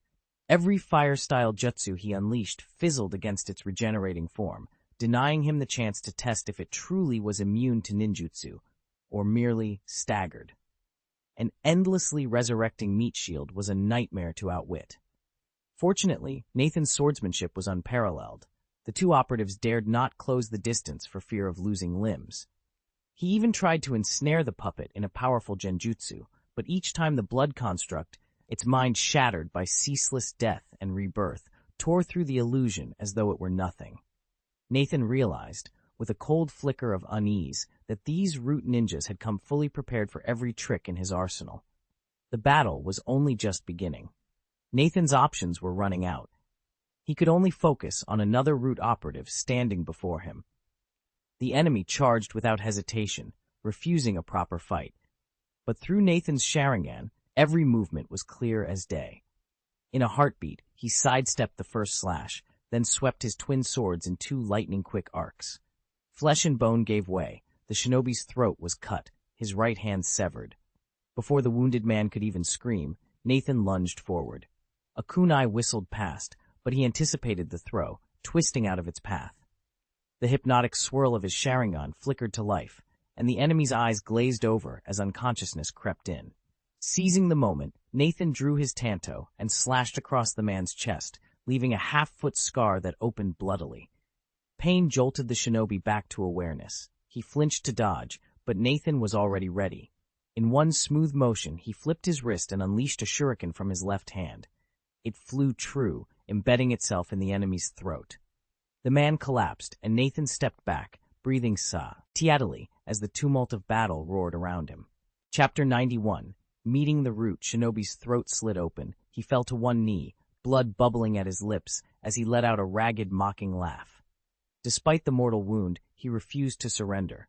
With trembling fingers, he wove a desperate hand seal, and in an instant, his body dissolved into swirling scarlet mist. Nathan barely had time to step back before the mist solidified again, taking shape as a grotesque blood ghost. Nathan's heart pounded. He'd already destroyed one blood ghost that had latched onto him only moments before. Striking it down a few times had been enough to shatter its hold on reality. But 2 of these foul apparitions in tandem? If they managed to merge, even his speed and skill might not suffice. Worse, the crimson barrier that crackled around them seemed to feed off their very existence. He recalled how that barrier had flickered brightly at the moment each ghost was born, as if the 2 were bound together by some unbreakable link. The root shinobi's self-destruction hadn't dispelled it. Only by banishing both spirits entirely, by repeatedly destroying their illusory bodies until their minds collapsed, could the barrier be undone. Steeling himself, Nathan dropped into a fighting stance. He would have no second chances. If he failed, the blood ghosts would fuse into a single, unstoppable horror, and the barrier would stand eternal. Gathering every last ounce of chakra, he lunged forward, blade gleaming, determined to shatter the nightmarish bond before him. Nathan tested his theory. Perhaps each slain blood ghost would sap the power of the barrier. He began by dispatching several newly spawned blood ghosts, leaving their broken forms in a growing pile. Then he sheathed his dagger at his waist. As 2 more wraiths lunged at him, he sidestepped their claws and snapped into action. Forming a swift hand seal, he drew in a deep breath and unleashed a roaring torrent of flame from his mouth. The fire flared outward, fracturing in midair into hundreds of darting fist-sized orbs. "Go!" he roared, splitting the fireballs into 2 waves and hurling them at each ghost. Caught off guard, both creatures were struck squarely. Explosions rocked the chamber as the spheres detonated, their charred flesh sizzling as living blood stitched itself back together. Barely a heartbeat later, the 2 blood ghosts rose again, steaming wounds forgotten as they charged with furious roars. But Nathan had already seen it. The barrier's glow flickered and dimmed just a fraction, proof that even these foul spirits could weaken its walls. Nathan's hunch proved correct. Destroying the blood ghost did indeed weaken the barrier. Even more significant, it confirmed that ninjutsu could harm these spirits, who were already impervious to physical attacks. If they'd also been immune to ninjutsu, such a discovery would have made headlines long ago. Yet Nathan had never heard of it. He realized that the memories of his past life, while useful, offered only a glimpse of the shinobi world and couldn't be taken at face value. After all, even a minor root faction could devise such a bizarre barrier technique. What other secrets might the hidden villages be hiding? He silently reminded himself to stay alert. Shaking off his caution, Nathan stopped conserving chakra and unleashed 3 fire-style ninjutsu in rapid succession. Each jutsu struck the barrier, chipping away at its strength until it all but vanished from view. Nathan appeared before the barrier in a flash.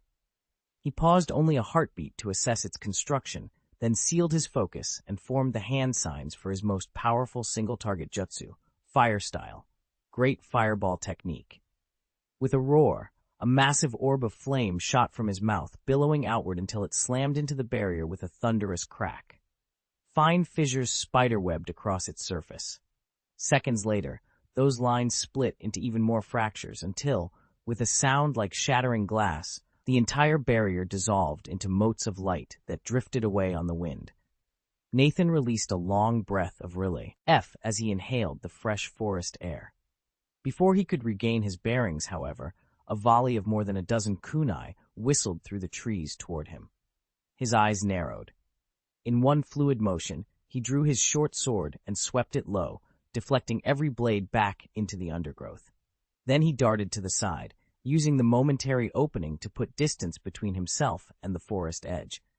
But no more than 10 feet from where he broke free, a massive stone ninja stepped out from behind a boulder and planted himself in Nathan's path. At the same time, shadowy figures emerged behind him and to either flank. "They really did surround me," Nathan muttered under his breath, tightening his grip on his blade as he squared off against enemies on 3 sides. As soon as the 2 root ninja unleashed the blood demon barrier, Nathan knew he'd walked into an Iwagakure ambush. Even over a small area, a barrier that rare and powerful acted like a beacon to every ninja in earshot. He didn't hesitate, pouring every last drop of chakra into one explosive jutsu to shatter it. But it still wasn't fast enough. There was no escape. Only one choice remained: fight.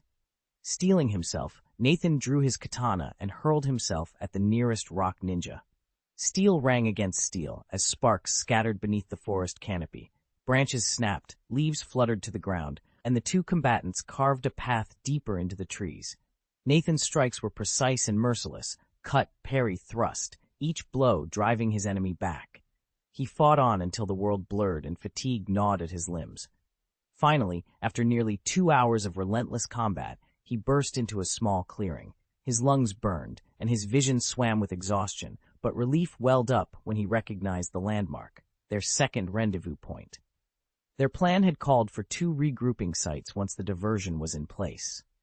He'd reached the first point too late, discovering nothing but 2 fallen rock ninja and the shredded remains of a skirmish. No sign of his teammates.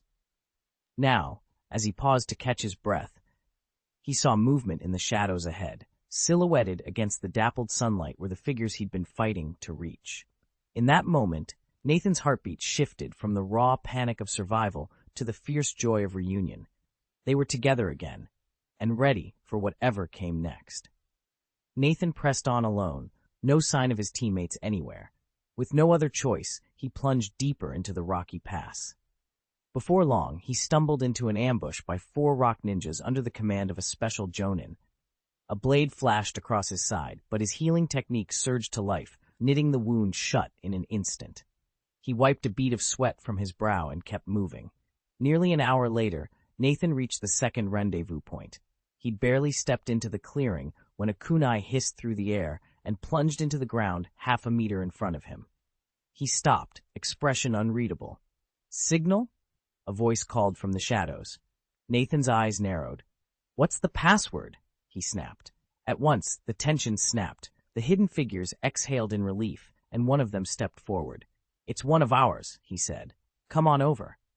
Nathan hesitated, then strode into the circle of light. The jonin who had tested him nodded, sheathing his kunai. "Nathan, don't mind us," he said with a wry smile. "We just needed to be sure it was you. Someone tried to slip in during our first meeting, so we set up a temporary test." As soon as Nathan heard the explanation, everything clicked. He finally understood why there had been signs of his scuffle with Dion back then, and why they'd demanded the password so abruptly. They'd rushed into it without any agreed signal of truce, but to any outsider, it looked like standard protocol. Hesitate or give a wrong answer, and you're automatically suspect. Nathan knew that quick, decisive challenges like this were the best way to separate friend from foe. Once a few words had been exchanged and everyone's identity verified, he turned and made his way straight to Uchiha Shisui. Chapter 92. A Quiet Word. Nathan walked straight toward Shisui, his face serious enough to make the other Uchiha stand up at once. "Shisui, do you have a minute?" Nathan asked. Shisui gave him a curious look. "Sure. What's up?" Nathan nodded toward a small grove of trees just beyond the courtyard's edge. "This way." There was something urgent in Nathan's tone and the way he avoided the others, so Shisui didn't hesitate.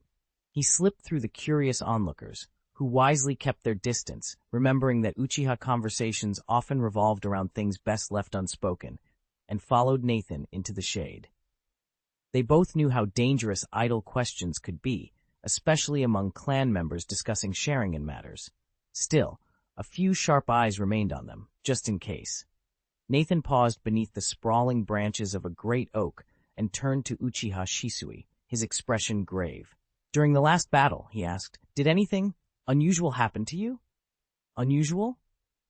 Shisui repeated, his dark eyes flickering with a momentary unease that he quickly masked. "What are you getting at?" Nathan caught that fleeting look of discomfort. He knew exactly what it meant. Root had ambushed Shisui just as they'd attacked him. Yet Nathan kept that knowledge to himself.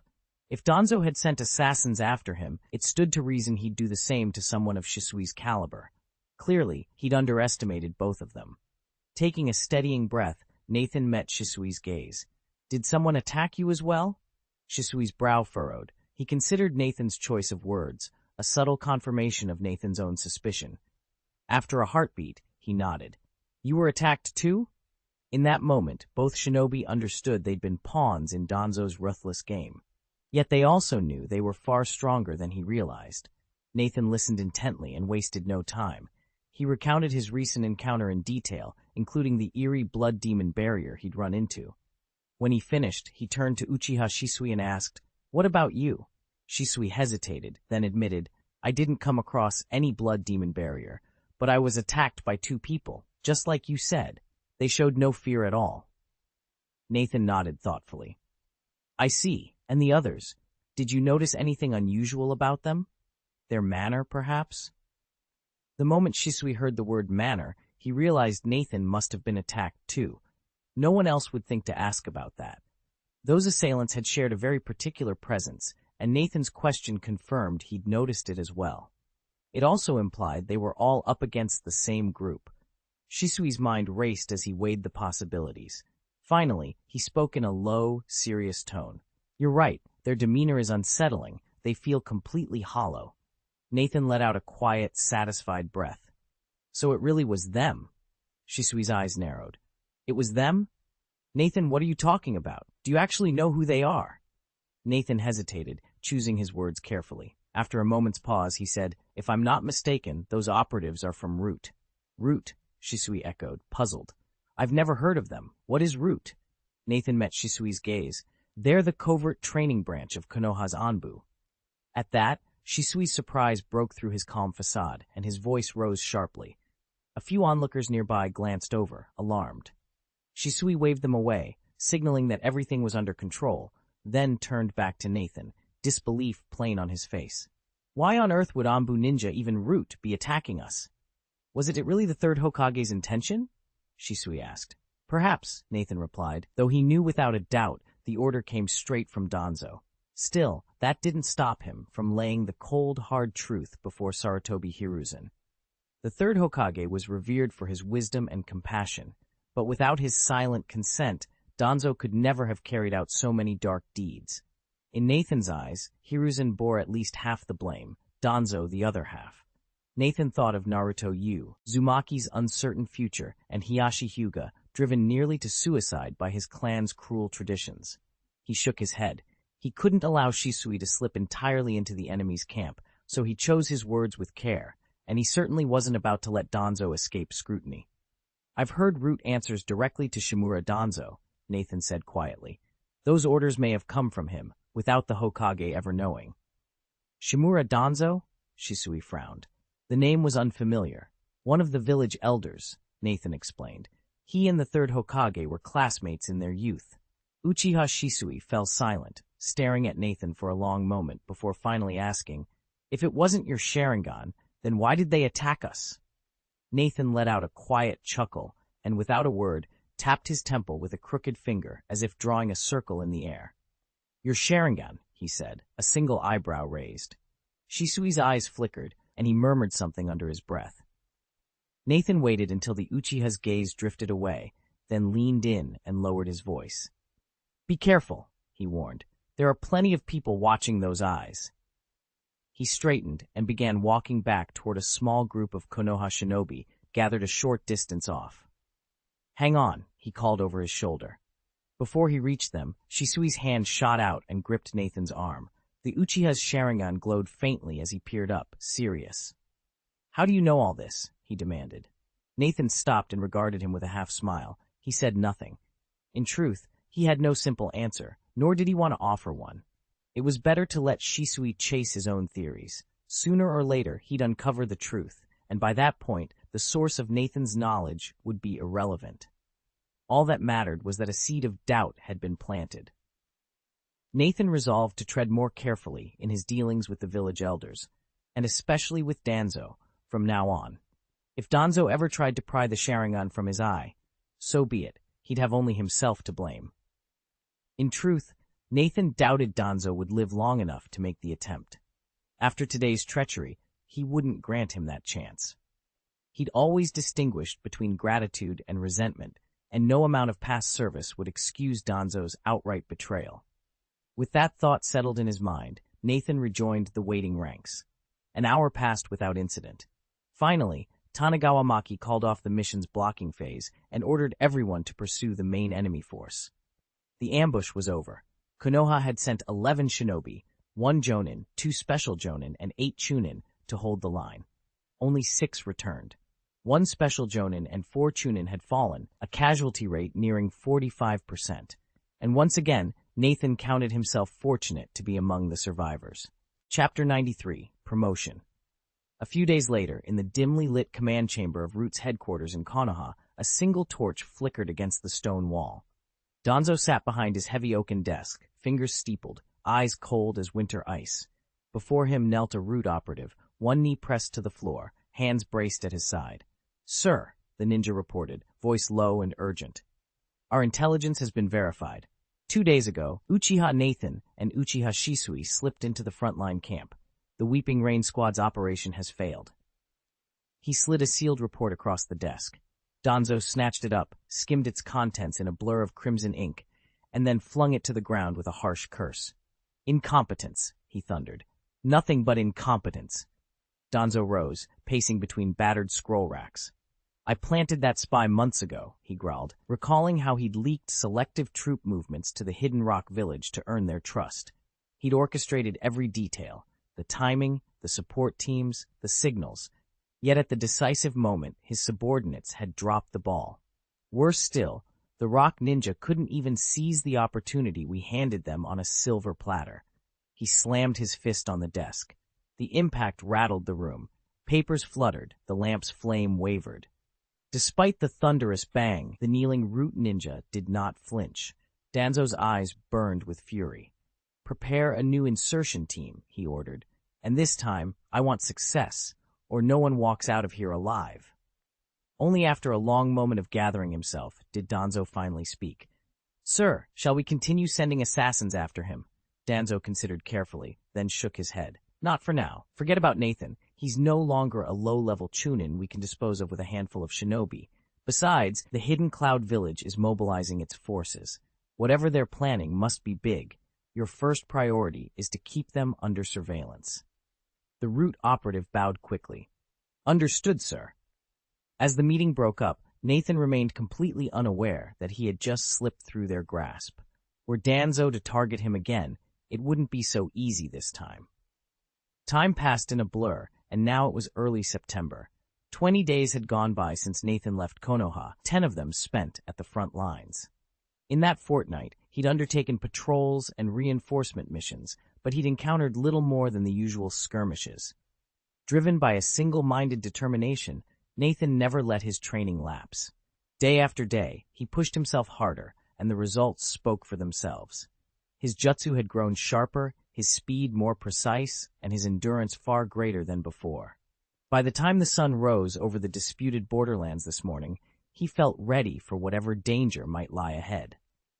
Nathan sat cross-legged on the training mat, eyes closed, letting the residual energy of his recent breakthrough settle in his body. He'd just pushed two of his core skills far beyond their previous limits, and for the first time, he could feel the difference in every nerve, every muscle. First came the instant body technique. Where it had been stuck at level 3, nearly complete, but not quite, Nathan had now elevated it to the elusive level 4, its perfect form. All he needed to do now was flash a simple way hand seal, and his speed would spike by roughly 30% over what it had been at level 3. In practical terms, that meant he could close the distance to an unsuspecting chunin in the blink of an eye, leaving them no time to summon a kunai, let alone dodge a strike. Seconds or less would decide the fight. Then there was his genjutsu Sharingan. After days of relentless training, it glowed brighter and felt sharper. Sliding up from level 2 to level 3, it now wove illusions faster, more powerfully. Where before he might have struggled to hold an enemy's gaze under fire, now he could cast multiple illusions in rapid succession, each one more vivid and more disorienting than the last. In a real battle, that kind of advantage, it could mean life or death. Nathan flexed a finger, picturing that surge of speed as he practiced another way seal. The air around him seemed to warp, and he allowed himself a small smile. If he needed to take out a chunin, swiftly and silently, he had every tool he needed. Of course, not all his progress had been so dramatic. His studies in Konoha-style swordsmanship and Uchiha-style blade work had advanced slower than he'd hoped. Little wonder, considering how much time he'd spent on the road. But the foundations were there. Crisp stances, precise cuts, and the unique footwork patterns of each style. A few more weeks of dedicated practice, and he'd weave those techniques into his already formidable repertoire. Opening his eyes, Nathan rose to his feet. He could feel the power thrumming beneath his skin, a reminder that he was no longer the same shinobi who'd set out to sharpen his skills. Now, with perfect mastery of the instant body technique and a level 3 genjutsu Sharingan at his disposal, he was a force to be reckoned with. All that remained was to test those new abilities in the crucible of real combat and prove to himself just how far he'd come. Nathan reviewed his latest progress with a satisfied nod. Both of his sword styles now teetered on the brink of advancement. One sat at level 4, 1,910s for 2,000, and the other at level 4, 1,750 or 2,000. At this rate, he figured they'd both level up within a week. Once that happened, he could attempt to fuse the two techniques into a unified, more potent form. The simultaneous upgrades would also boost his physique attribute, increasing his daily chakra capacity. With more chakra on hand, he could devote extra energy to his reflection of the heart technique and thus accelerate the evolution of his Sharingan. Speaking of the Sharingan's growth, Nathan had been steadily improving his chakra absorption technique. After 2 weeks of concentrated training and resource investment, he'd raised it from level 1, 100, to level 2, 105/500. At its current rank, the technique siphoned 200 chakra points per second from an adversary, 60% of which he converted directly into his own reserves. In the past half-month alone, he deployed it against 7 enemies over 2 missions, harvesting nearly 8,000 chakra points in total. Nathan closed his eyes and focused every drop of chakra he'd absorbed into the reflection heart technique. In one concentrated burst, he raised his proficiency by 48 points, and in turn, forced his Sharingan's evolution forward by another 16 points. Still, the progress felt painfully slow. Nathan knew that if he could merge the 2 new sword styles first, he'd free up enough chakra to push his Sharingan's evolution even further and faster.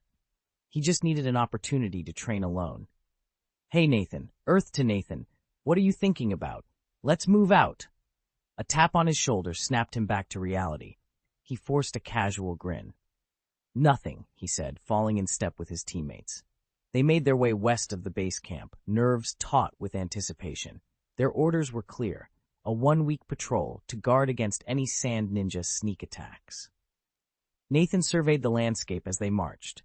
The Land of Rain was effectively split into 4 territories. Hidden Rain Village lay tucked in the misty center. To the south spread Konoha's outposts. Northeast belonged to the Hidden Rock Village, and to the west, lurking like a desert storm, were the Sand Ninja. His mind drifted back to his true objective, uncovered during a reconnaissance of a sand operative's notes. The legendary puppet secret technique. If he could get his hands on that scroll, his chakra control would skyrocket. And with that mastery, not even the limits of the Sharingan could hold him back. He shook off the thought as the patrol line advanced. 1 week was all he needed to find a moment alone and to set his plan into motion. Nathan had returned to the battlefield and requested a transfer.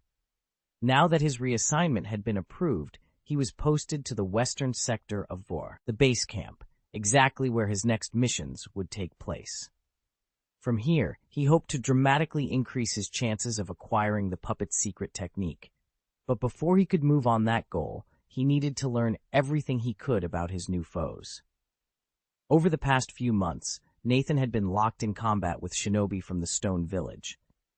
Now he would face the Sand Ninja, whose tactics and chakra affinities were entirely different. Each of the 5 great nations trains its warriors according to its own climate, leadership style, combat doctrine, and even elemental chakra signatures. Take the Stone Village, for example.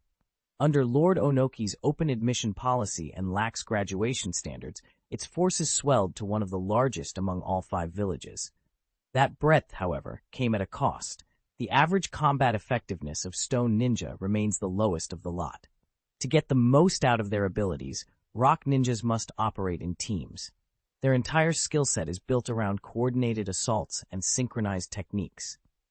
By contrast, the Sand Village sits in a harsh desert with precious few resources, so it simply can't field large numbers of shinobi. Its forces are the smallest of the 5 great ninja nations, but that scarcity works to their advantage. With fewer recruits to train, every Sand Ninja receives the finest instruction, becoming a hardened elite warrior. Instead of relying on group tactics, they excel at one-on-one combat.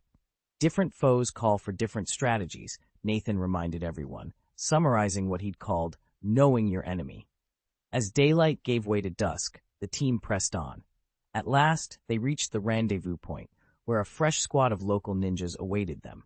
After a brief handover, Nathan's unit fell into patrol formation and set off under the rising moon. Chapter 94, Discovery. In the blink of an eye, 3 days had slipped by without incident. Since his promotion to Chunin, Nathan had encountered neither enemy nor danger.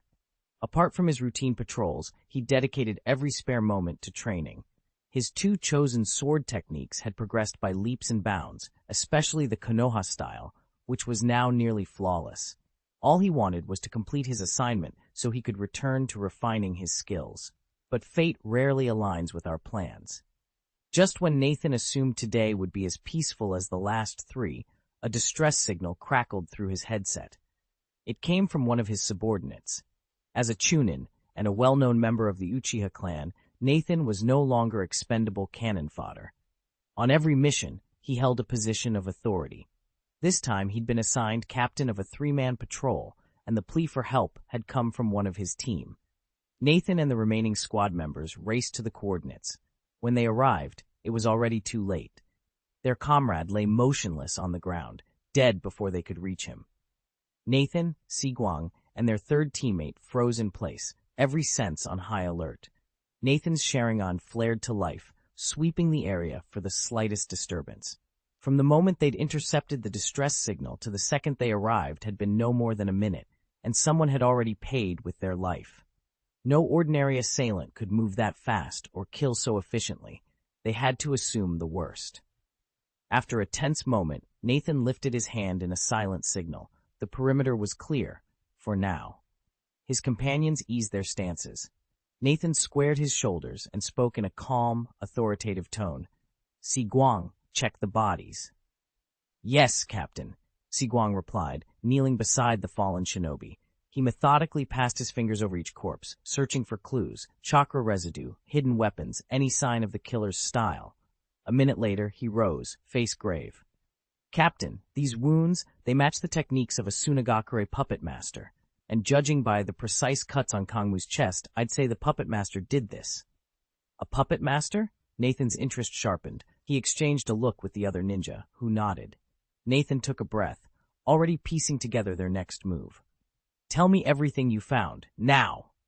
Nathan studied the corpse intently as Teramitsu knelt beside him. Captain, Teramitsu said, pointing out the barely perceptible knife marks, take a close look. These cuts are unnaturally smooth, hardly the kind you'd leave if you were simply finishing someone off out of spite or overkill. Nathan nodded. He'd learned by now that a true assassin, or anyone with skill, would deliver a single, decisive strike rather than carve at a body to produce such seamless gashes. Wasting effort on superficial wounds would be careless and cowardly. Seeing Nathan's silent acknowledgement, Teramitsu pressed on. I've already dealt with Suna operatives more than once on past missions here, he explained. Their puppet masters are infamous for this exact style of attack. He leaned closer to the corpse and traced the edges of the wounds. See this subtle darkening around the cuts? That's not just bruising or a natural discoloration. It's a corrosive toxin, one these Sand Village puppeteers frequently dip their blades into before battle. Nathan frowned, absorbing the information. Teramitsu's experience in these parts was invaluable. As a newcomer, Nathan had every reason to trust his second-in-command's expertise. Together, they would need to prepare for an enemy who not only fought with puppets, but also fought dirty. With a curt nod, Nathan signaled that he understood. Now, more than ever, they had to be ready for whatever trap the Sand Village puppet masters might spring next. Furthermore, there wasn't a soul in sight. That tells me we're dealing with a hidden puppet master, someone who's using the puppet to ambush Kangmu as he passed by. After Siguang's careful assessment, Nathan Nen nodded in agreement. He glanced at Teraguang. Keep sweeping the perimeter. The puppet master can't be hiding too far away. See if you can pick up any trace of him. On it, Captain, Teraguang replied and hurried off. Nathan then addressed another silent subordinate. Yang Yi, alert the nearby teams. Have them move in from all sides and cut off every escape route. He mustn't get away. Yang Yi, also known as Kamijo-yo, simply inclined his head. Without another word, he pricked his thumb and let a drop of blood fall onto his upturned palm. His fingers wove through the air, tracing the 5 ancient seals, Hai, Shu, Yu, Shen, and Wei. A swirl of psionic mist unfurled around him. Moments later, the smoke cleared to reveal a magnificent parrot-like spirit beast perched on his outstretched arm. Its feathers glowed with faint otherworldly light, and its sharp eyes surveyed the area, ready to aid in the hunt. A burst of raucous squawking heralded the parrot's arrival. Yoichi, what's the game this time? Don't let me slip away again. Understood? It demanded, its voice sharp and insistent. The chatter only ceased when the bird caught sight of Nathan's scarlet Sharingan eyes, glowing like embers in the dim light. Seizing the moment, Yoichi hurriedly briefed the parrot on the situation, where they were, what they'd discovered, which teams needed the update. He recited each detail twice, thrice, just to be sure. The parrot, however, grew restless, flapping its wings in impatience. All right, it grumbled. I've got every word stored. With a dismissive glance at Nathan, it launched into the air and vanished into the clouds. Nathan watched it go, brows furrowed. Maybe he should consider bonding with a spirit beast of his own. Then again, an average creature wouldn't change much, and anything powerful was well beyond his current reach. He sighed and turned back to Yoichi, thoughts already racing ahead to what came next. Nathan paused, considering how psychic beasts always bolted at the first sign of danger. It would be far more practical to wait until his Sharingan evolved further. Then he could weave a powerful illusion to control one, even turning it into a living shield in a pinch. He was still lost in thought when Siguang's voice rang out. Captain, we've found something. With a flicker of chakra, Nathan activated his flash body technique and materialized at Teramitsu's side in an instant. Teramitsu blinked, awed. His technique is unbelievably fast. What did you discover? Nathan asked, eyes sharp. Teramitsu gathered himself and pointed toward the undergrowth. Look here, these plants are crushed flat and there are footprints. Nathan knelt down and examined the trampled flowers and the 2 shallow prints in the soft earth. Good eye, let's see where they lead. Thanks to the unrelenting rains of the rain country, the forest floor, flowers, trees, and earth alike, remained thoroughly soaked, preserving every footprint and disturbance. Nathan studied the ground intently. He noted that Karaki's body lay nearly 20 meters back from the last visible trace, and that no other prints bridged the gap. In other words, the puppeteer must have been operating from at least 20 meters away. To dispatch a chunin of Karaki's caliber so swiftly and from such a distance spoke volumes about the enemy's prowess. Alertness flared through Nathan's veins, but he refused to waver. As a member of the patrol team, his duty was to prevent any infiltration of their camp. Identifying and neutralizing this hidden threat, the puppeteer himself, was now his top priority. He flipped open his tactical display and checked his chakra control progress. Level 3, 530 out of 1,000 points. He'd planned to unlock the Puppet Master's secret technique in good time, but fate clearly had other plans. His very first encounter after the shift turned out to be no ordinary sand ninja, but a master puppeteer whose skill exceeded all expectations. Determined, Nathan set off in pursuit, every sense honed on the trail before him. He seized the moment. Captain, there's something here. Nathan barely had time to turn before Teramitsu's voice rang out again. He hurried over, examining the ground and uncovering fresh footprints. A quick inspection confirmed they belonged to the man who'd slipped away moments ago. Without a second thought, Nathan ordered, "Teramitsu, Kamijo Yoichi, keep pressing forward. Follow those tracks immediately." Chapter 95, Instant Kill. Stop! Nathan's warning cut through the forest air, and Teramitsu and Kamijo Yoichi skidded to a halt. Nathan stood tense, his Sharingan blazing a deep crimson as he scanned the undergrowth. A faint whisper of movement, whoosh, whoosh, reached his ears. He snapped his head to the right, peering into the thicket. In the next heartbeat, hundreds of steel needles erupted from the shadows, flying faster than any human hand could hurl. "Watch out!" Nathan growled, yanking out his dagger in one swift motion. His Sharingan spun, every rotation mapping the needle's deadly trajectories. Clang, clang, clang! With precise, fluid motions, Nathan swept the blade before him. Each incoming needle kissed metal. Sparks flickered where steel met steel, and though he held firm, the effort stole his breath. His Sharingan flickered as fatigue teased its edge. A smattering of applause echoed from the gloom beyond. A playful, mocking voice rang out. As expected of the famed Sharingan, nothing slips past it, does it? "It's really enviable," Nathan murmured, scanning the shifting sands. Before him crested a 2-meter-long spider, its chitinous legs supporting a sand-stained shinobi no older than 16. The youth wore Suna's forehead protector perched casually on his brow, arms crossed as if he owned the desert itself. Nathan's gaze flicked from the boy to the spider and back again. Calmly, he said, "Since you've heard of the Sharingan, you must know that simple illusions won't escape my sight." The young ninja's smirk faltered, his joking tone vanishing. "What do you mean?" he asked, unease creeping into his voice.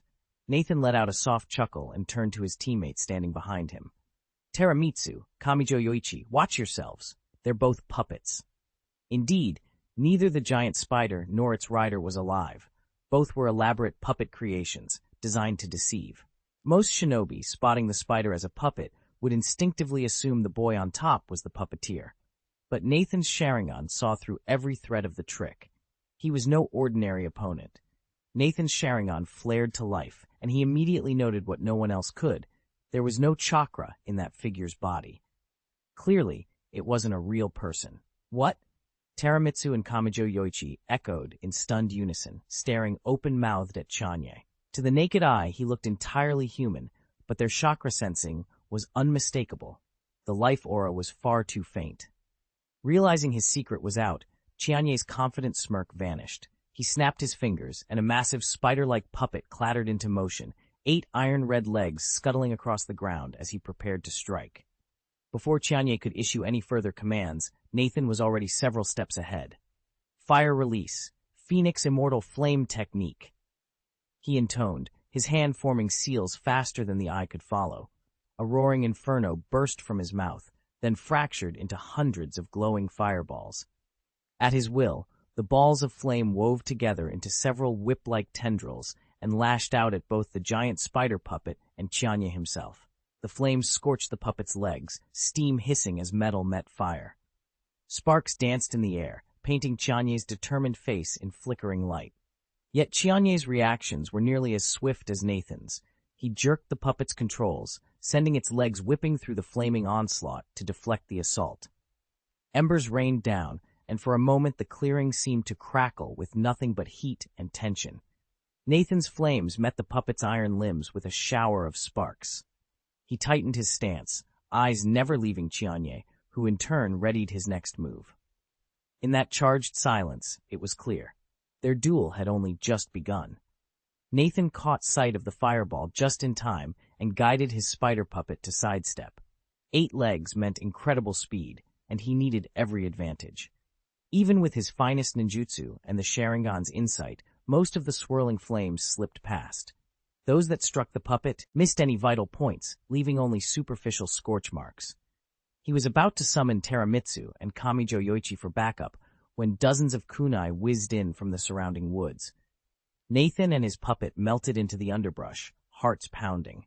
Peering through the leaves, they watched 3 Sand Village Chunin emerge into the clearing, flanked by sand ninjas and several spider puppets. Team leader?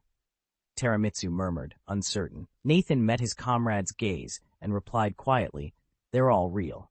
Without another word, he signaled Teramitsu and Yoichi. In a blink, all 3 activated the instantaneous movement technique. Before the Sand Chunin could even react, the trio appeared at their backs. Nathan drew his short sword in one seamless motion and slashed across the nearest enemy's neck. The Chunin staggered, felled by the precision of Nathan's strike. If an ordinary Chunin had faced Nathan's surprise strike, he'd have been killed, or at best left gravely wounded. But this Sunagakure Chunin was quick. At the last possible moment, he leaned back, letting Nathan's blade whistle past. Then, without a flicker of hesitation, he lunged forward, sending a kunai aimed straight for Nathan's heart. Unfortunately for him, Nathan wasn't ordinary. Through his Sharingan, he'd already read every microfiber of tension in the man's arm before the kunai even left his hand. With a single sidestep, Nathan slipped the attack, then, using the brief hesitation he'd created, activated his genjutsu.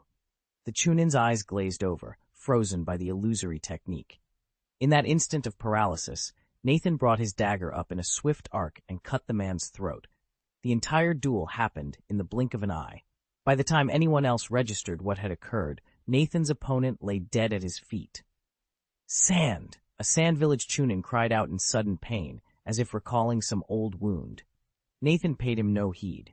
He formed the way seal again, activated his instant body technique, and in a heartbeat appeared before the startled ninja. His speed was astonishing, but still bound by the limits of flesh and blood. As Nathan lunged with his dagger, the Chunin had just enough time to raise a kunai in defense. Clang! The 2 blades collided with a piercing ring of metal on metal. That single clash snapped everyone's focus back to the fight. At Nathan's silent signal, an almost imperceptible hand gesture, Teramitsu and Kamijo Yoichi sprang into action. Without exchanging a word, they charged toward the towering spider puppet that loomed nearby. Their objective was simple and unmistakable: take down the opposing puppeteer before anything else could tip the battle. Everything happened in an instant. Before anyone could react, Nathan had already struck. Even Chianye, who was standing just a few feet away, was stunned by the speed and precision of his attack. In the blink of an eye, he had cut down one of their own, a feat as terrifying as it was breathtaking. They'd long heard tales of the Sharingan's might, but none had ever faced an Uchiha warrior in battle. Now, those rumors seemed incomplete. They had overestimated the raw power of the twin Tomoe Sharingan, and, more critically, failed to appreciate how few Uchiha can truly harness the double Magatama Eye.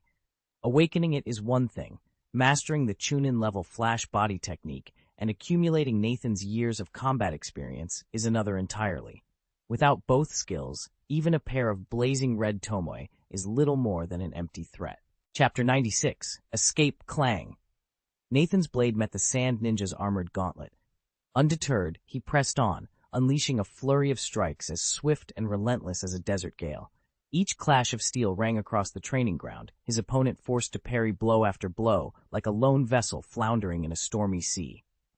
Just as the Sand Ninja began to waver, a second Sunagakure Chunin charged in to support his comrade. Still, Nathan's focus never wavered. With a seamless motion, he shifted from the graceful Konoha sword style to the sharper, more precise form favored by his Uchiha lineage.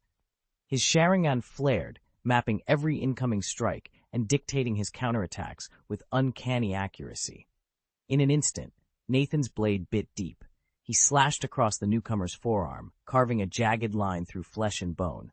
The second ninja staggered back, clutching his left arm where the wound ran bone deep, his defenses shattered by that single, devastating cut. Nathan stood poised, eyes blazing red beneath the Sharingan's glow, ready for whatever came next. Nathan hadn't failed for lack of trying. He'd meant to strike his opponent's vital points, but another sand ninja had intercepted his blow, so instead of a crippling wound, the man's arm took the brunt of the attack. Even so, the injury looked grave. The sand ninja cried out in agony, snapped out of the hypnosis Nathan had placed on him, and tried to fall back. Nathan let him retreat, only to bar the path with drawn steel. In a heartbeat, he surged forward, closing the distance before the wounded ninja could recover. He slashed with his dagger in rapid succession, carving shallow but numerous cuts across the man's torso. The sand ninja staggered, blood blossoming on his tunic. Realizing his comrade was in dire straits, a second sand ninja lunged in to help, hurling a kunai at Nathan's back. Anticipating the move, Nathan twisted aside, the blade whistling past. He leapt backward and landed lightly, creating several steps of separation. Without hesitation, he brought his hands together to form a tight seal. His fingers danced through the pattern in an instant, faster than the two sand ninjas could react. Then he inhaled deeply and unleashed a torrent of roaring flame toward them. Nathan narrowed his eyes and molded his chakra into hundreds of fiery orbs, sending them hurtling toward the two Sunagakure Chunin. "Fire release, Phoenix Senkyo technique," he called out. The unsuspecting shinobi barely managed to twist aside, but several fireballs struck home. With a series of deafening detonations, both warriors were thrown backward, their armor seared and bodies aflame. As Nathan stepped forward to deliver the finishing blow, a shrill cry pierced the din of battle. He whirled in its direction, heart pounding. Ahead of him lay Taegwang, his comrade who had rushed in to confront the sand puppeteer. A massive pincer, sprouting like a grotesque fang from the spider puppet's maw, had sliced Taegwang clean in two. Blood and entrails pooled beneath him. Nathan froze, the horror of the scene ripping through his battle-hardened exterior. Even someone accustomed to the toll of war couldn't remain unfazed by such brutality. Taegwang's lips trembled in a final pained gasp, and then his body went still. Before Nathan could gather himself, a different struggle demanded his attention. Kamijo Yoichi, his other ally, faced off against the humanoid puppet. Its blank, unblinking eyes betrayed no mercy as it advanced, joints clicking with mechanical precision. The outcome of that duel would tip the balance of the entire skirmish, and Nathan knew time was running out. Nathan watched as their opponent abandoned many of its built-in safeguards and stabilizers in a single-minded bid for greater realism. The result was a humanoid puppet utterly fearless of death or injury, and its unflinching attacks had already put Kamijo Yoichi on the back foot. Nathan quietly ran the numbers in his head. On their side, there were only two fighters left, himself at full strength, and Yoichi at about 70% to 80%. The Sand Village ninjas numbered 3, but 2 lay badly wounded from Nathan's earlier strikes. Yoichi could surely finish them off. Perhaps the moment to execute their plan had arrived. Summoning his instant technique, Nathan vanished and reappeared beside Yoichi, stepping in to block a savage blow from the puppet's steel limb. Without hesitation, he called back, "I've got this one. Go deal with those two." Yoichi spared a quick look for the two sand ninjas, now slowly pushing themselves up from the ground. "Captain, be careful," he warned. "Don't worry about me," Nathan replied, eyes locked on the puppet. He surged forward, intent on striking its weak point, but before he could close in, the puppet's jaws split open, releasing a hurricane of razor-sharp needles. Nathan barely had time to tense his body as the deadly barrage hurtled toward him. Nathan's Sharingan let him read every steel needle in flight.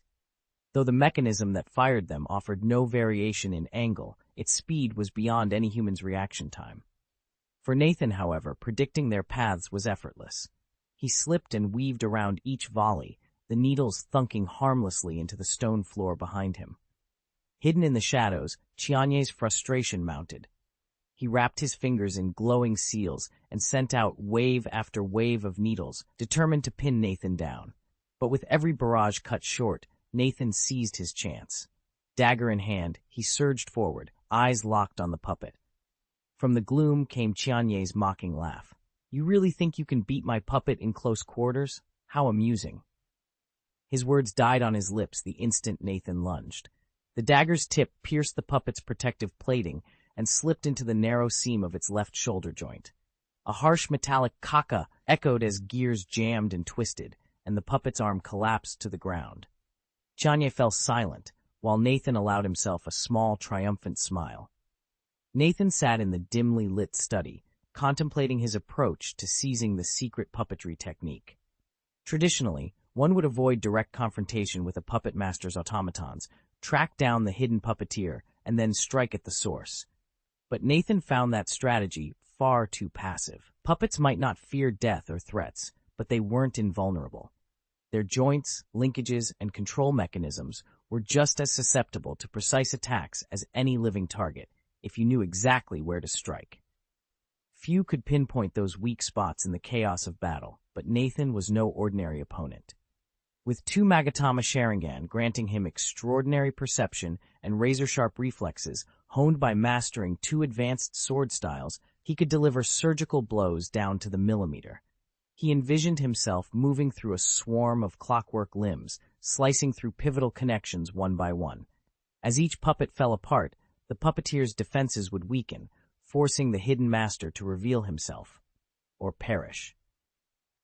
It was a far more aggressive plan than the old textbooks recommended, but Nathan's confidence in his skills left him convinced it would work. Tonight, he would prove that precision and initiative were the true keys to defeating any puppet master. Nathan's strategy was straightforward: seize the initiative. If he kept pressing the puppets, the hidden puppeteer would eventually have to reveal himself. Once the puppets were gone, the opponent would be utterly defenseless. Faced with that prospect, the adversary had only 2 options: kill Nathan before he dismantled the puppets, or flee immediately. At first, Chianye tried to strike. But after Nathan nimbly dodged their combined assault and tore off the human puppet's arms and legs while crippling 3 legs of the spider puppet, Chianye had no choice but to admit defeat and make a hasty retreat. Would Nathan let him get away? Of course not.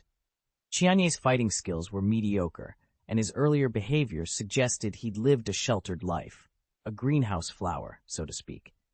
And when Nathan Node said that the humanoid puppet looked like a 15 or 16-year-old version of himself, he couldn't help but conclude that it had been modeled on him from the start. Nathan knew exactly what to do. If he captured his opponent and forced the secret from him, there was a very good chance he'd learn the coveted puppet's secret technique. He couldn't let this opportunity slip away. So when the spider puppet and its humanoid counterpart suddenly began to fall back, Nathan didn't hesitate for a second. He bolted after them. In the blink of an eye, Nathan and the 2 puppets had vanished from sight. Chapter 97. Explosion. All right, let's stop here. Hidden among the trees, Chianye skidded to a halt. His pulse quickened when he recognized the figure stepping into the clearing, Nathan. He narrowed his eyes, jaw clenched. "You found me already?" Nathan's lips curved into a slow, confident smile. "Heh, I'd like to see you dodge my Sharingan forever." Chianye let out a frustrated snarl. Concealment and evasion were 2 very different arts, and Nathan had simply followed the trail of disturbances Chianye left behind. By reading subtle shifts in the undergrowth with his Sharingan, he'd led Chianye farther from their previous battleground, to a spot chosen for its privacy and, if needed, a handy nearby hiding place. "Why prolong this?" Nathan asked quietly. "If we delay any longer, the other teams could swarm us. We'd better finish it now." Chianye's eyes flashed as chakra flared around his fists. "Enough talk. Try and catch me." With that, the forest erupted in a storm of movement, leaves shredded by wind blades, chakra threads weaving through the air as each combatant unleashed their Kekkei Genkai. The ground trembled beneath their feet, and in an instant, the world ignited in a blinding explosion of power. Nathan stood in the dimly lit cavern, the earth walls still bearing the faint grooves of the earth release escape technique used in the last Ninja War.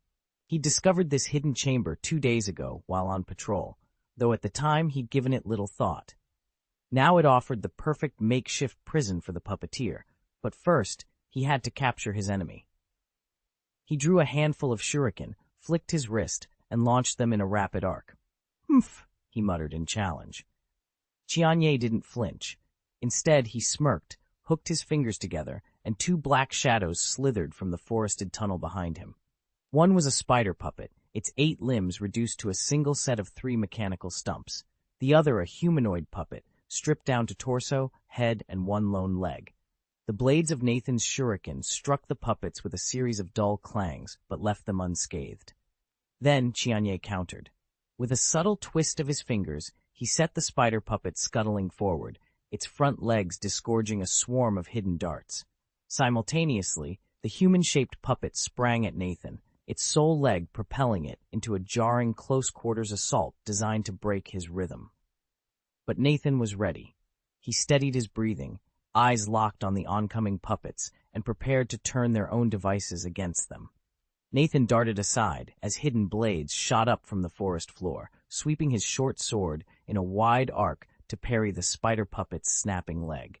Seizing the momentary gap between its mechanical strikes, he lunged straight for the puppeteer. Up until now, Nathan had been content to dismantle the spider itself, never realizing the real threat lay in the human controlling it. Now that Chianye stood exposed, Nathan abandoned his rigid exchange with the puppet and aimed squarely at its master. Chianye might lack battlefield experience, but his puppet master training was flawless. He knew his own body was the weakest link and had kept it ruthlessly well guarded. As Nathan's blade came sweeping in, the spider puppet intercepted it with iron-clawed limbs. Simultaneously, 2 slender tubes slid from its armored abdomen, unleashing twin jets of yellow-green poison mist.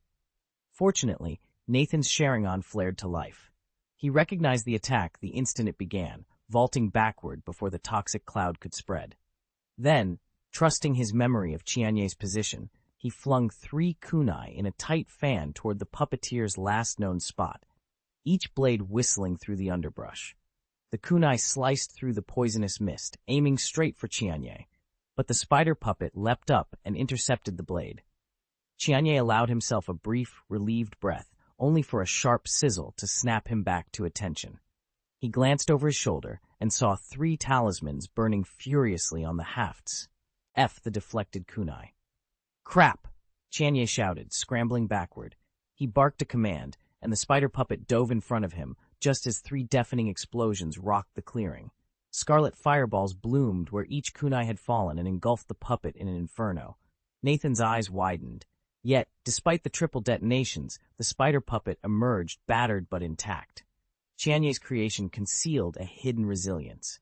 Seizing the moment, Nathan surged forward with renewed ferocity. Chianye countered, sending 2 humanoid puppets to intercept him. Without hesitation, Nathan slashed in, his kunai carving through wood and woven sinew.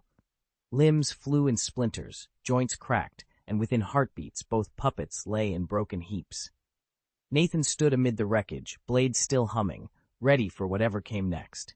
Nathan's chakra threads whipped out again, tearing the leg off the spider puppet in a spray of metal shards. Chianye struggled to wrest control back, but it was useless. Earlier, while the puppet had been lurking in the shadows, he'd had no chance to defend its limbs, and now, exposed in broad daylight, its fatal weakness was glaringly obvious. With its body already crippled, Chianye's eyes darkened. He'd saved his last trick for just this moment. The spider puppet, poised to strike, froze mid-attack. A moment later came a series of sharp crackles, and it seemed to shatter, fragments of its chassis scattering across the floor. Except these weren't broken pieces. They were dozens of miniature spider puppets, each about a palm's width. Chianye's 10 fingers flexed, chakra cords fanning out from his fingertips. One thread split into 2, 2 into 4, 4 into 8, until every tiny puppet was linked in an instant. Nathan frowned. Before, those chakra threads had been razor-fine, too thin to spot. Now, even without activating the Sharingan, he could just make them out, glimmering in the light. But there was no mistaking it. Could a mere Chunin really manipulate that many chakra lines at once? Nathan knew Chiyo's reputation. She was a master puppeteer, able to command her creations with a single finger. But the puppeteer standing across from him had never before been seen. Yet here he was, orchestrating what looked like at least 100 spider puppets, each poised to strike. Nathan's mind raced. Controlling a horde of that size generally required transforming oneself into a human puppet, an ability only Scorpion was rumored to possess. There had to be some hidden mechanism or trick at play. He stepped back, testing the distance. The moment his foot moved, the spider puppets sprang to life. Dozens of mechanical legs scraped against stone as they lunged at him. In a flash, Nathan drew his dagger and slashed through the closest puppet, tearing its metal shell apart. But even as the fragments flew, a cold warning flared in his senses. His Sharingan snapped open, every detail sharpening and time stretching. In that suspended instant, Nathan's eyes locked onto a tiny, smoldering paper talisman nestled among the puppet's gears. It was a detonating talisman, and its edges were already burning. A trap had been sprung. "Gah!" Nathan cursed, leaping back as he sized up the spider puppets before him. A single detonating talisman would have been bad enough, but he had every reason to believe these mechanical arachnids were laced with them.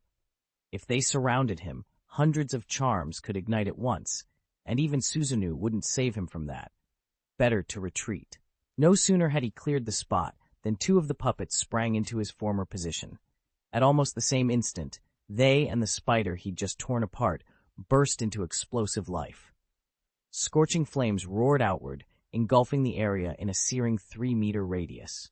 Nathan's decision to fall back had proven absolutely correct. Chapter 98, Prisoners. Just as I suspected. Nathan's heart skipped a beat as 3 fireballs erupted behind him in perfect unison. He barely had time to register the sight before his voice broke the heavy air. They really are detonation tags. No sooner had he spoken than scores of spider-shaped puppets sprang forward, their metal legs clattering across the ground. Reacting on instinct, Nathan spun on his heel and bolted backward just as the first explosion shattered the silence. Boom, boom, boom. 3 consecutive blasts rocked the area. When the smoke finally cleared, Nathan was already sprinting away, dozens of spider puppets of every size in hot pursuit. His mind raced. If he could only unleash the wind style, great breakthrough jutsu, he could blast those mechanical creatures out of the sky. Unfortunately, he had yet to practice the technique even once. It wasn't that he lacked the will, it was that his control over fire nature chakra was still too raw to handle the delicate form and nature transformations required for wind. Rushing it now would drain his chakra reserves for virtually no gain. And though the proficiency panel could help him force the jutsu's mechanics into his memory, the chakra cost of mastering it on the fly would be far too high. So he held his breath, kept his pace, and prepared to face whatever lay ahead, without the one trump card he most wished he had. Nathan steadied his breath and resolved to pour more chakra into his fire style, Phoenix Fire technique. He needed to refine both its form and elemental properties before moving on to develop his wind chakra. With those skills combined, he'd never be caught off guard like this again. His decision made, Nathan sprang aside, narrowly evading another volley of spider puppets. Boom, boom, boom. The explosions rattled the ground but left him unscathed. As the skirmish dragged on, he spotted a critical weakness. The puppets couldn't stray far from one another. That limitation, he realized, stemmed from the puppeteer's need to indirectly control dozens of automata. By linking them to a central master puppet, he extended his influence, but at the cost of letting every other unit slavishly follow that core. Armed with this insight, Nathan knew exactly where to strike next. Nathan weaved through the tangle of underbrush, never once losing his cool. Their spider puppets swarmed around him, but they could never form a solid cordon. He didn't mind being hunted alone. After all, their numbers were finite. Once they'd all been deployed, he'd finally have his opening. To speed up that moment, he slipped in a fire-style technique whenever he found a sliver of breathing room. Fire-style Phoenix Flames, he called. Hundreds of fist-sized fireballs sprang from his hands, darting toward the smallest spider puppets. They were built for speed and flexibility, so most of the fireballs glanced off into the foliage. Still, about 10 strikes landed true, and that was more than enough. Each impact detonated in a brilliant orange flash, shredding the little automatons to scrap. Nathan slipped between the wreckage, tallying his progress. One by one, the spider puppets exploded in bursts of flame and steel, until, within mere minutes, not a single one remained on the field. Chianye stepped out from behind the tree, his face dark with resentment. He fixed Nathan with a hard stare and opened his mouth as if to speak. But Nathan's expression snapped into focus. In an instant, he vanished and reappeared right in front of Chianye, his short sword slicing in a clean diagonal arc toward Chianye's throat. Caught off guard, Chianye yanked his kunai up to block. The blades met with a sharp ring, but Nathan didn't relent. He flowed seamlessly through the Konoha-style sword technique into the Uchiha-style sword technique, all the while his Sharingan blazing to life. In barely a dozen breaths, he drove Chianye back and scored a deep, ragged wound across his midsection. At once, Chianye's body collapsed into a cloud of chakra smoke and vanished, revealing he'd been nothing more than a shadow clone. Nathan's jaw tightened, but he betrayed no shock. He'd known exactly what to expect. As soon as Nathan's opponent stepped into view, he sensed something was wrong with their chakra. The Sharingan can't map out chakra meridians and pressure points the way the Byakugan does, but it still allows a skilled user to estimate overall chakra reserves. And Nathan instantly noticed a significant drop. Not long ago, when they last faced each other, his adversary had been brimming with chakra. Yet during Nathan's fight with the spider puppets, that reserve had inexplicably fallen by nearly half. With the dreaded chakra absorption technique in play, Nathan took chakra measurements very seriously. There were two obvious explanations. Either his opponent had unleashed a high-level ninjutsu, something Nathan would have felt or seen, or they had used the shadow clone technique, splitting their chakra between multiple bodies. Since there had been no telltale jutsu release or life-threatening shockwave, he ruled out the first possibility almost immediately. That left only one conclusion. Without a word, Nathan sprang into action, determined to confirm his suspicions, and if he was wrong, well, he was more than ready to take his opponent down. Nathan pressed on, determined to unmask his opponent's true form. His hunch had been right. Chianye had slipped away using a shadow clone. Now all that remained was to track him down. He closed his eyes and replayed every moment of their duel, searching for the precise instant and location where Chianye had deployed the decoy. After a few breaths, Nathan strode toward a stout oak a short distance away. Not the tree where the clone had vanished, but one slightly to the north. That was where Chianye had last broken sight of him. A careful inspection of the undergrowth revealed faint scuff marks and scattered twigs, pointing the way. Without hesitation, Nathan followed the trail. Over half an hour of swift pursuit led him into a shadowy glade.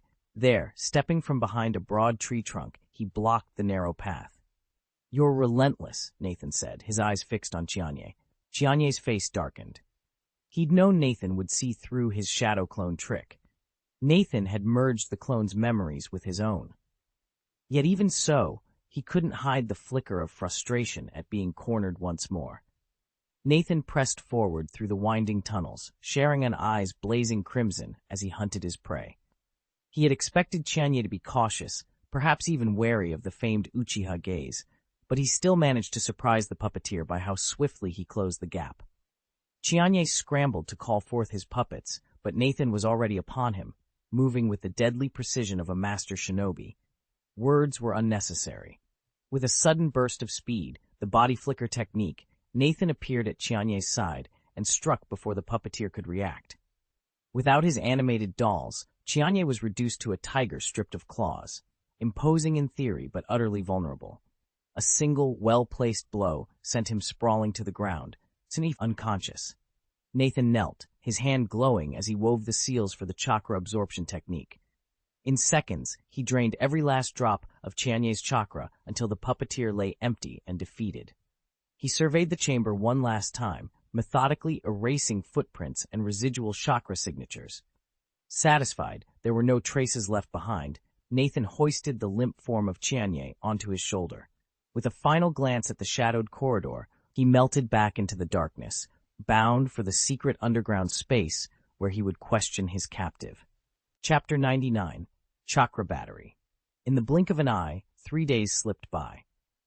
The uproar sparked by Chianye, the puppet master of Sunagakure, finally died down.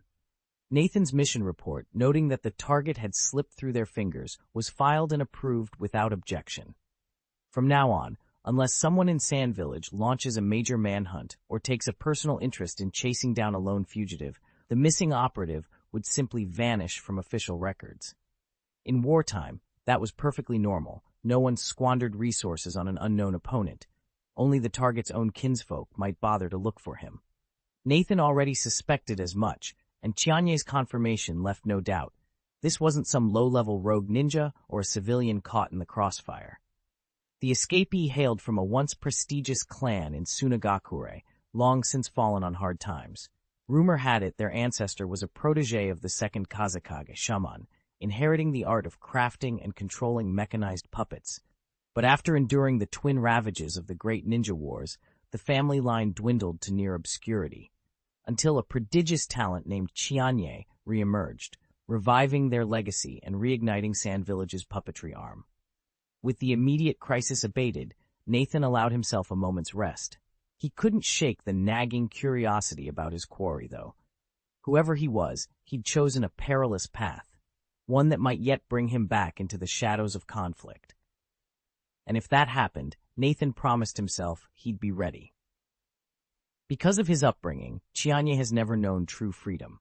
No matter where he goes or what he does, someone from the clan is always watching him, and most of the time he's stuck at the compound, drilling puppet techniques under constant supervision. And yet, Chianye's talent is undeniable. He's been building his own puppets since he was a boy. His pride and joy are a massive spider puppet and a sleek humanoid automaton, and it was thanks to these two creations that the elders finally granted him a measure of independence.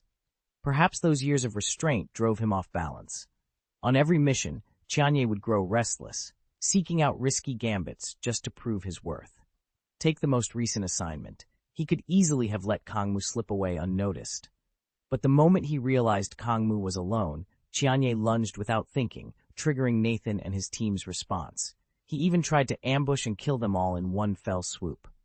Unfortunately for Chianye, roaming in the darkness invites unseen dangers. With the way Nathan's squad was composed, backed by skilled Konoha Chunin, Chianye's plan might have succeeded under any other leader. But luck wasn't on his side tonight. His overconfidence cost him dearly, and he ultimately fell into Nathan's hands. Nathan's skill was such that no Chunin, much less a Jonin, would dare challenge him outright. Chianye, by contrast, clearly couldn't match a Jonin's power, so their defeat and capture came as little surprise. "Captain," Kamijo Yoichi called suddenly from Nathan's side, "shall we split up here?" Nathan cast a quick glance around and nodded. "Yes, this is where we part ways." He turned to Yoichi and a second Chunin reassigned from another squad. "You two stick to the plan. Sweep for traps and any signs of enemy movement. If anything goes wrong, send a signal right away." "Yes, Captain," they answered in unison before moving off. Nathan let them go, pretending to continue his perimeter check. Once they were out of sight, he edged toward a secluded grove under a low-hanging tree. After making sure no one was watching, he brushed aside tangled weeds at the base of the trunk and revealed a hidden shaft. Without a moment's hesitation, he jumped in. He plummeted 3 or 4 meters before his feet hit solid ground in the darkness below. Nathan didn't hesitate. Guided by memory alone in the pitch-black tunnel, he pressed on until he reached the hidden chamber he'd discovered on a previous patrol. The cavern itself was a natural hollow in the earth, but the entrance, tunnel walls neatly hewn, bore unmistakable signs of human workmanship. Scattered about were dried rations, rusted cooking pots, and other supplies untouched for over a decade. Clearly, someone had carved this refuge out during the last ninja war. "Whoever hid here back then must be long gone," Nathan muttered. Even if he's still alive, why would he return after all this time?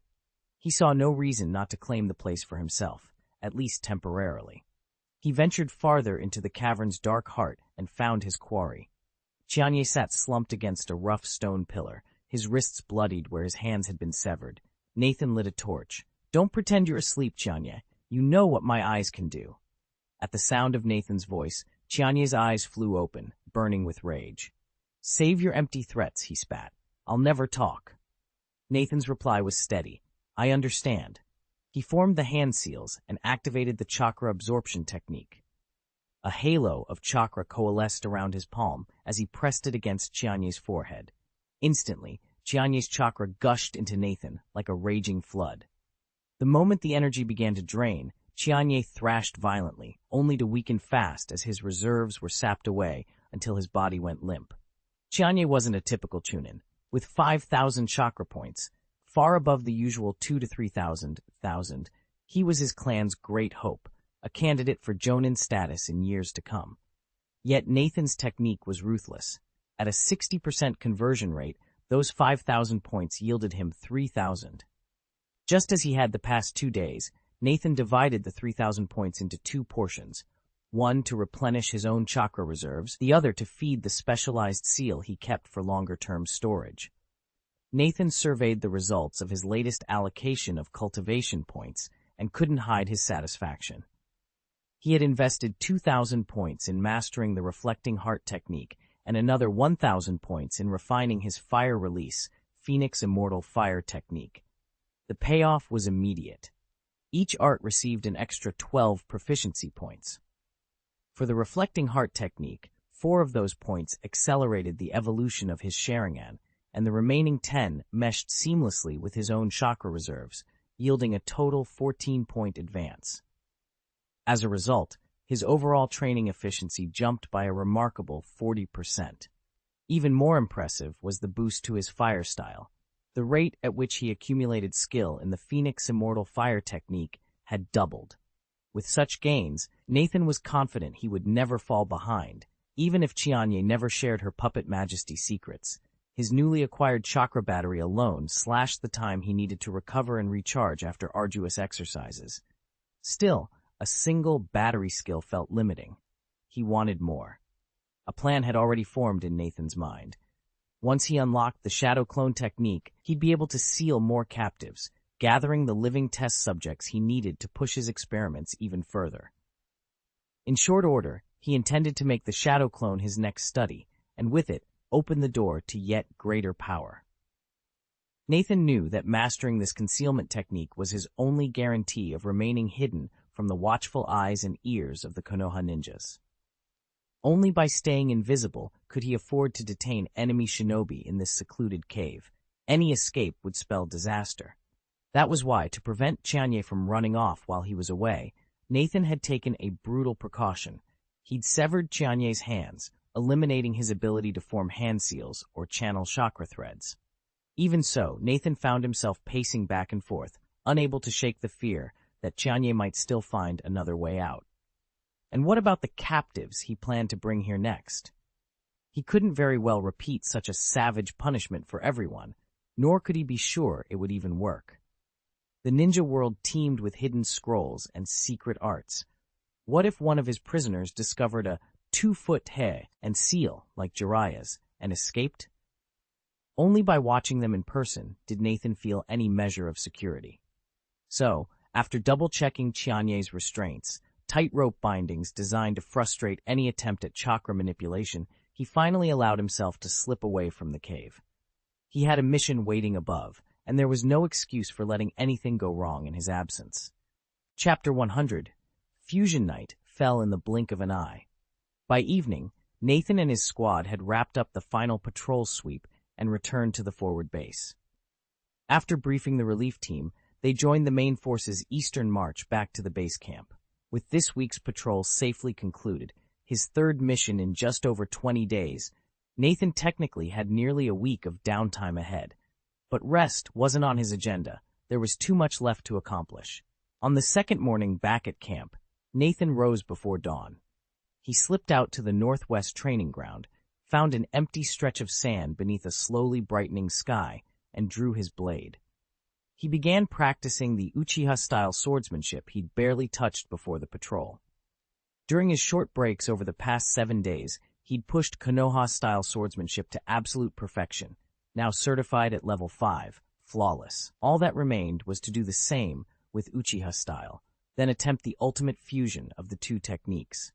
Blades slicing through the crisp morning air, Nathan focused every ounce of his will on perfecting those final moves. He knew that, with disciplined effort, the union of both sword arts was within his grasp, and that once achieved, nothing would stand in his way. Nathan's Uchiha-style sword art had already reached level 4 with 1,985 out of 2,000 mastery points, just 15 shy of perfection. Undeterred, he ran through the form again and again. Each flawless execution nudged his proficiency up by another point, and with every repetition came fresh insights that fueled his determination.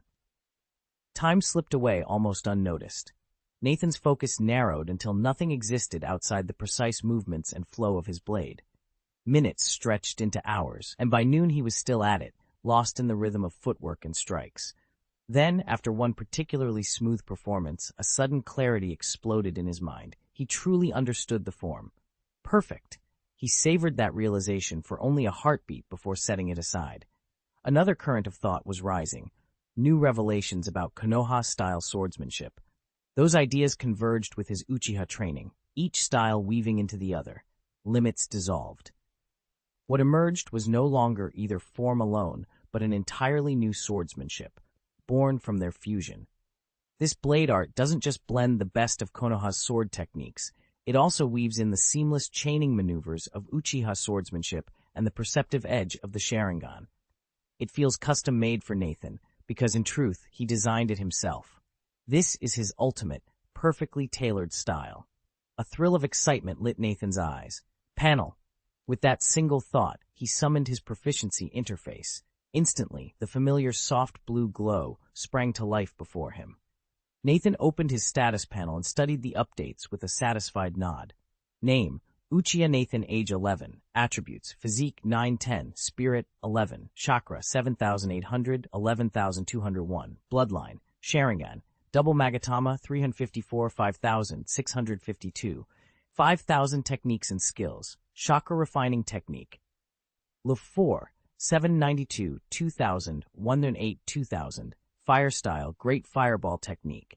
Level 2, 110, 500 to 110, 500. Fire style, Phoenix Fire technique.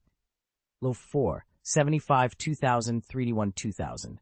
Fire style, Dragon Fire technique. 2, 100, 500, 100, 500. Shadow Clone technique. Level 0, 5, 100. Chakra Absorption technique. Level 2, 105, 500, 250, 500. Healing technique. 2, 10, 500 to 161, 500. Magic, Jaghang Jutsu. 3, 355 at 1,625. Illusion. Sharingan level 3, 120, 1,000, 190, 1,000. Reflection of the Heart Jutsu. Level 5 of 181, 5,000, 1,832, 5,000. Chakra Control. Level 3, 405 thin, 602, 1,000. 3 Body Jutsu. Flash Body Jutsu. Level 4. Ninja Tools and Swordsmanship. Ninja Tool Throwing. Level 5 F5 Swordsmanship. Y5, 1, 5,000. Nathan paused at the bottom of the list. In previous panels, Konoha-style swordsmanship and Uchiha-style swordsmanship had appeared separately, each capped at level 0 with no progress bar. Now they'd been merged and elevated into a single new skill, simply labeled swordsmanship, already at level 5 with its own experience gauge. Nathan let out a quiet breath of relief. His blade techniques had just taken a major step forward. Nathan felt a thrill of excitement. This breakthrough meant he could keep sharpening his skills even further. On top of that, the fusion of the two sword styles had finally rewarded his 2 months of relentless training. His constitution attribute had climbed from 9 to 10. Nathan pressed a palm against his chest and sensed a familiar yet exhilarating shift. A new limiter within him had been shattered. In other words, his potential had grown again. He settled into a lotus position and activated the chakra refinement technique, carefully scanning every change in his body and calculating how much his improved constitution would benefit him. An hour later, he opened his eyes, a broad smile lighting his face. The results surpassed all his expectations. Most importantly, his chakra capacity had soared. Nathan estimated that his chakra limit would jump by at least 3,000 points this time. By comparison, the last time his Sharingan evolved, granting him only +1 constitution and +2 spirit. He'd gained just over 5,000 chakra points. This new increase, driven by the deeper foundation laid over months of hard work, promised to propel him even further. This time, Nathan's physical attribute ticked up only slightly, yet his chakra limit surged by a full 3,000 points, which was a bit surprising. After a moment's thought, he understood why. The last time his chakra had grown by just over 5,000 points, it wasn't because the system was stingy, but because his two core stats, physical and spiritual, weren't in balance. His weaker physical attribute was acting like a bottleneck, capping his chakra gain. Now that his physical stat had finally risen a little, that restriction was lifted, and his chakra soared more than he'd initially expected. When both stats were still very low, any gap between them hardly mattered, but as they climb, even a modest difference produces a much larger effect on overall growth. From this realization, Nathan drew a clear conclusion. If he wants to maximize his chakra gains in future training sessions, he must keep his physical and spiritual attributes as evenly matched as possible. With his newfound strength in mind, Nathan turned to the second surprise, his accelerated chakra recovery. He'd estimated that, now that his physique had improved, his daily regeneration would climb from 8,000 to about 10,000 chakra points. That extra 2,000 points was exactly what he needed to focus on mastering the shadow clone technique. Luckily, he had no missions this week, so he could keep his chakra reserves intentionally low. That way, every time he formed a clone, he'd be tapping into the new surplus rather than draining his existing pool. At 2,000 extra points per day, he figured he could raise his shadow clone proficiency by 10 to 20 points daily, enough to master it within a week.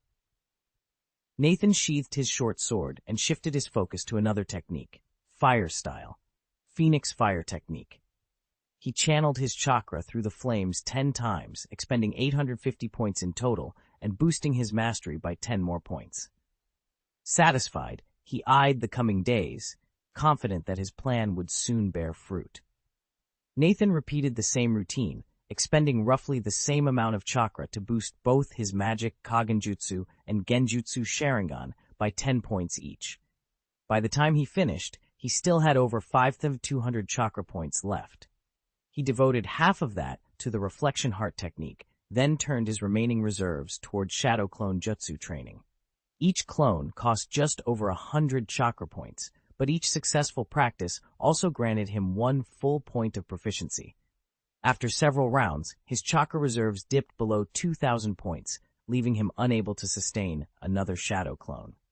Nathan switched tactics and performed the chakra refining jutsu, swiftly restoring his energy back above the 2,000-point mark.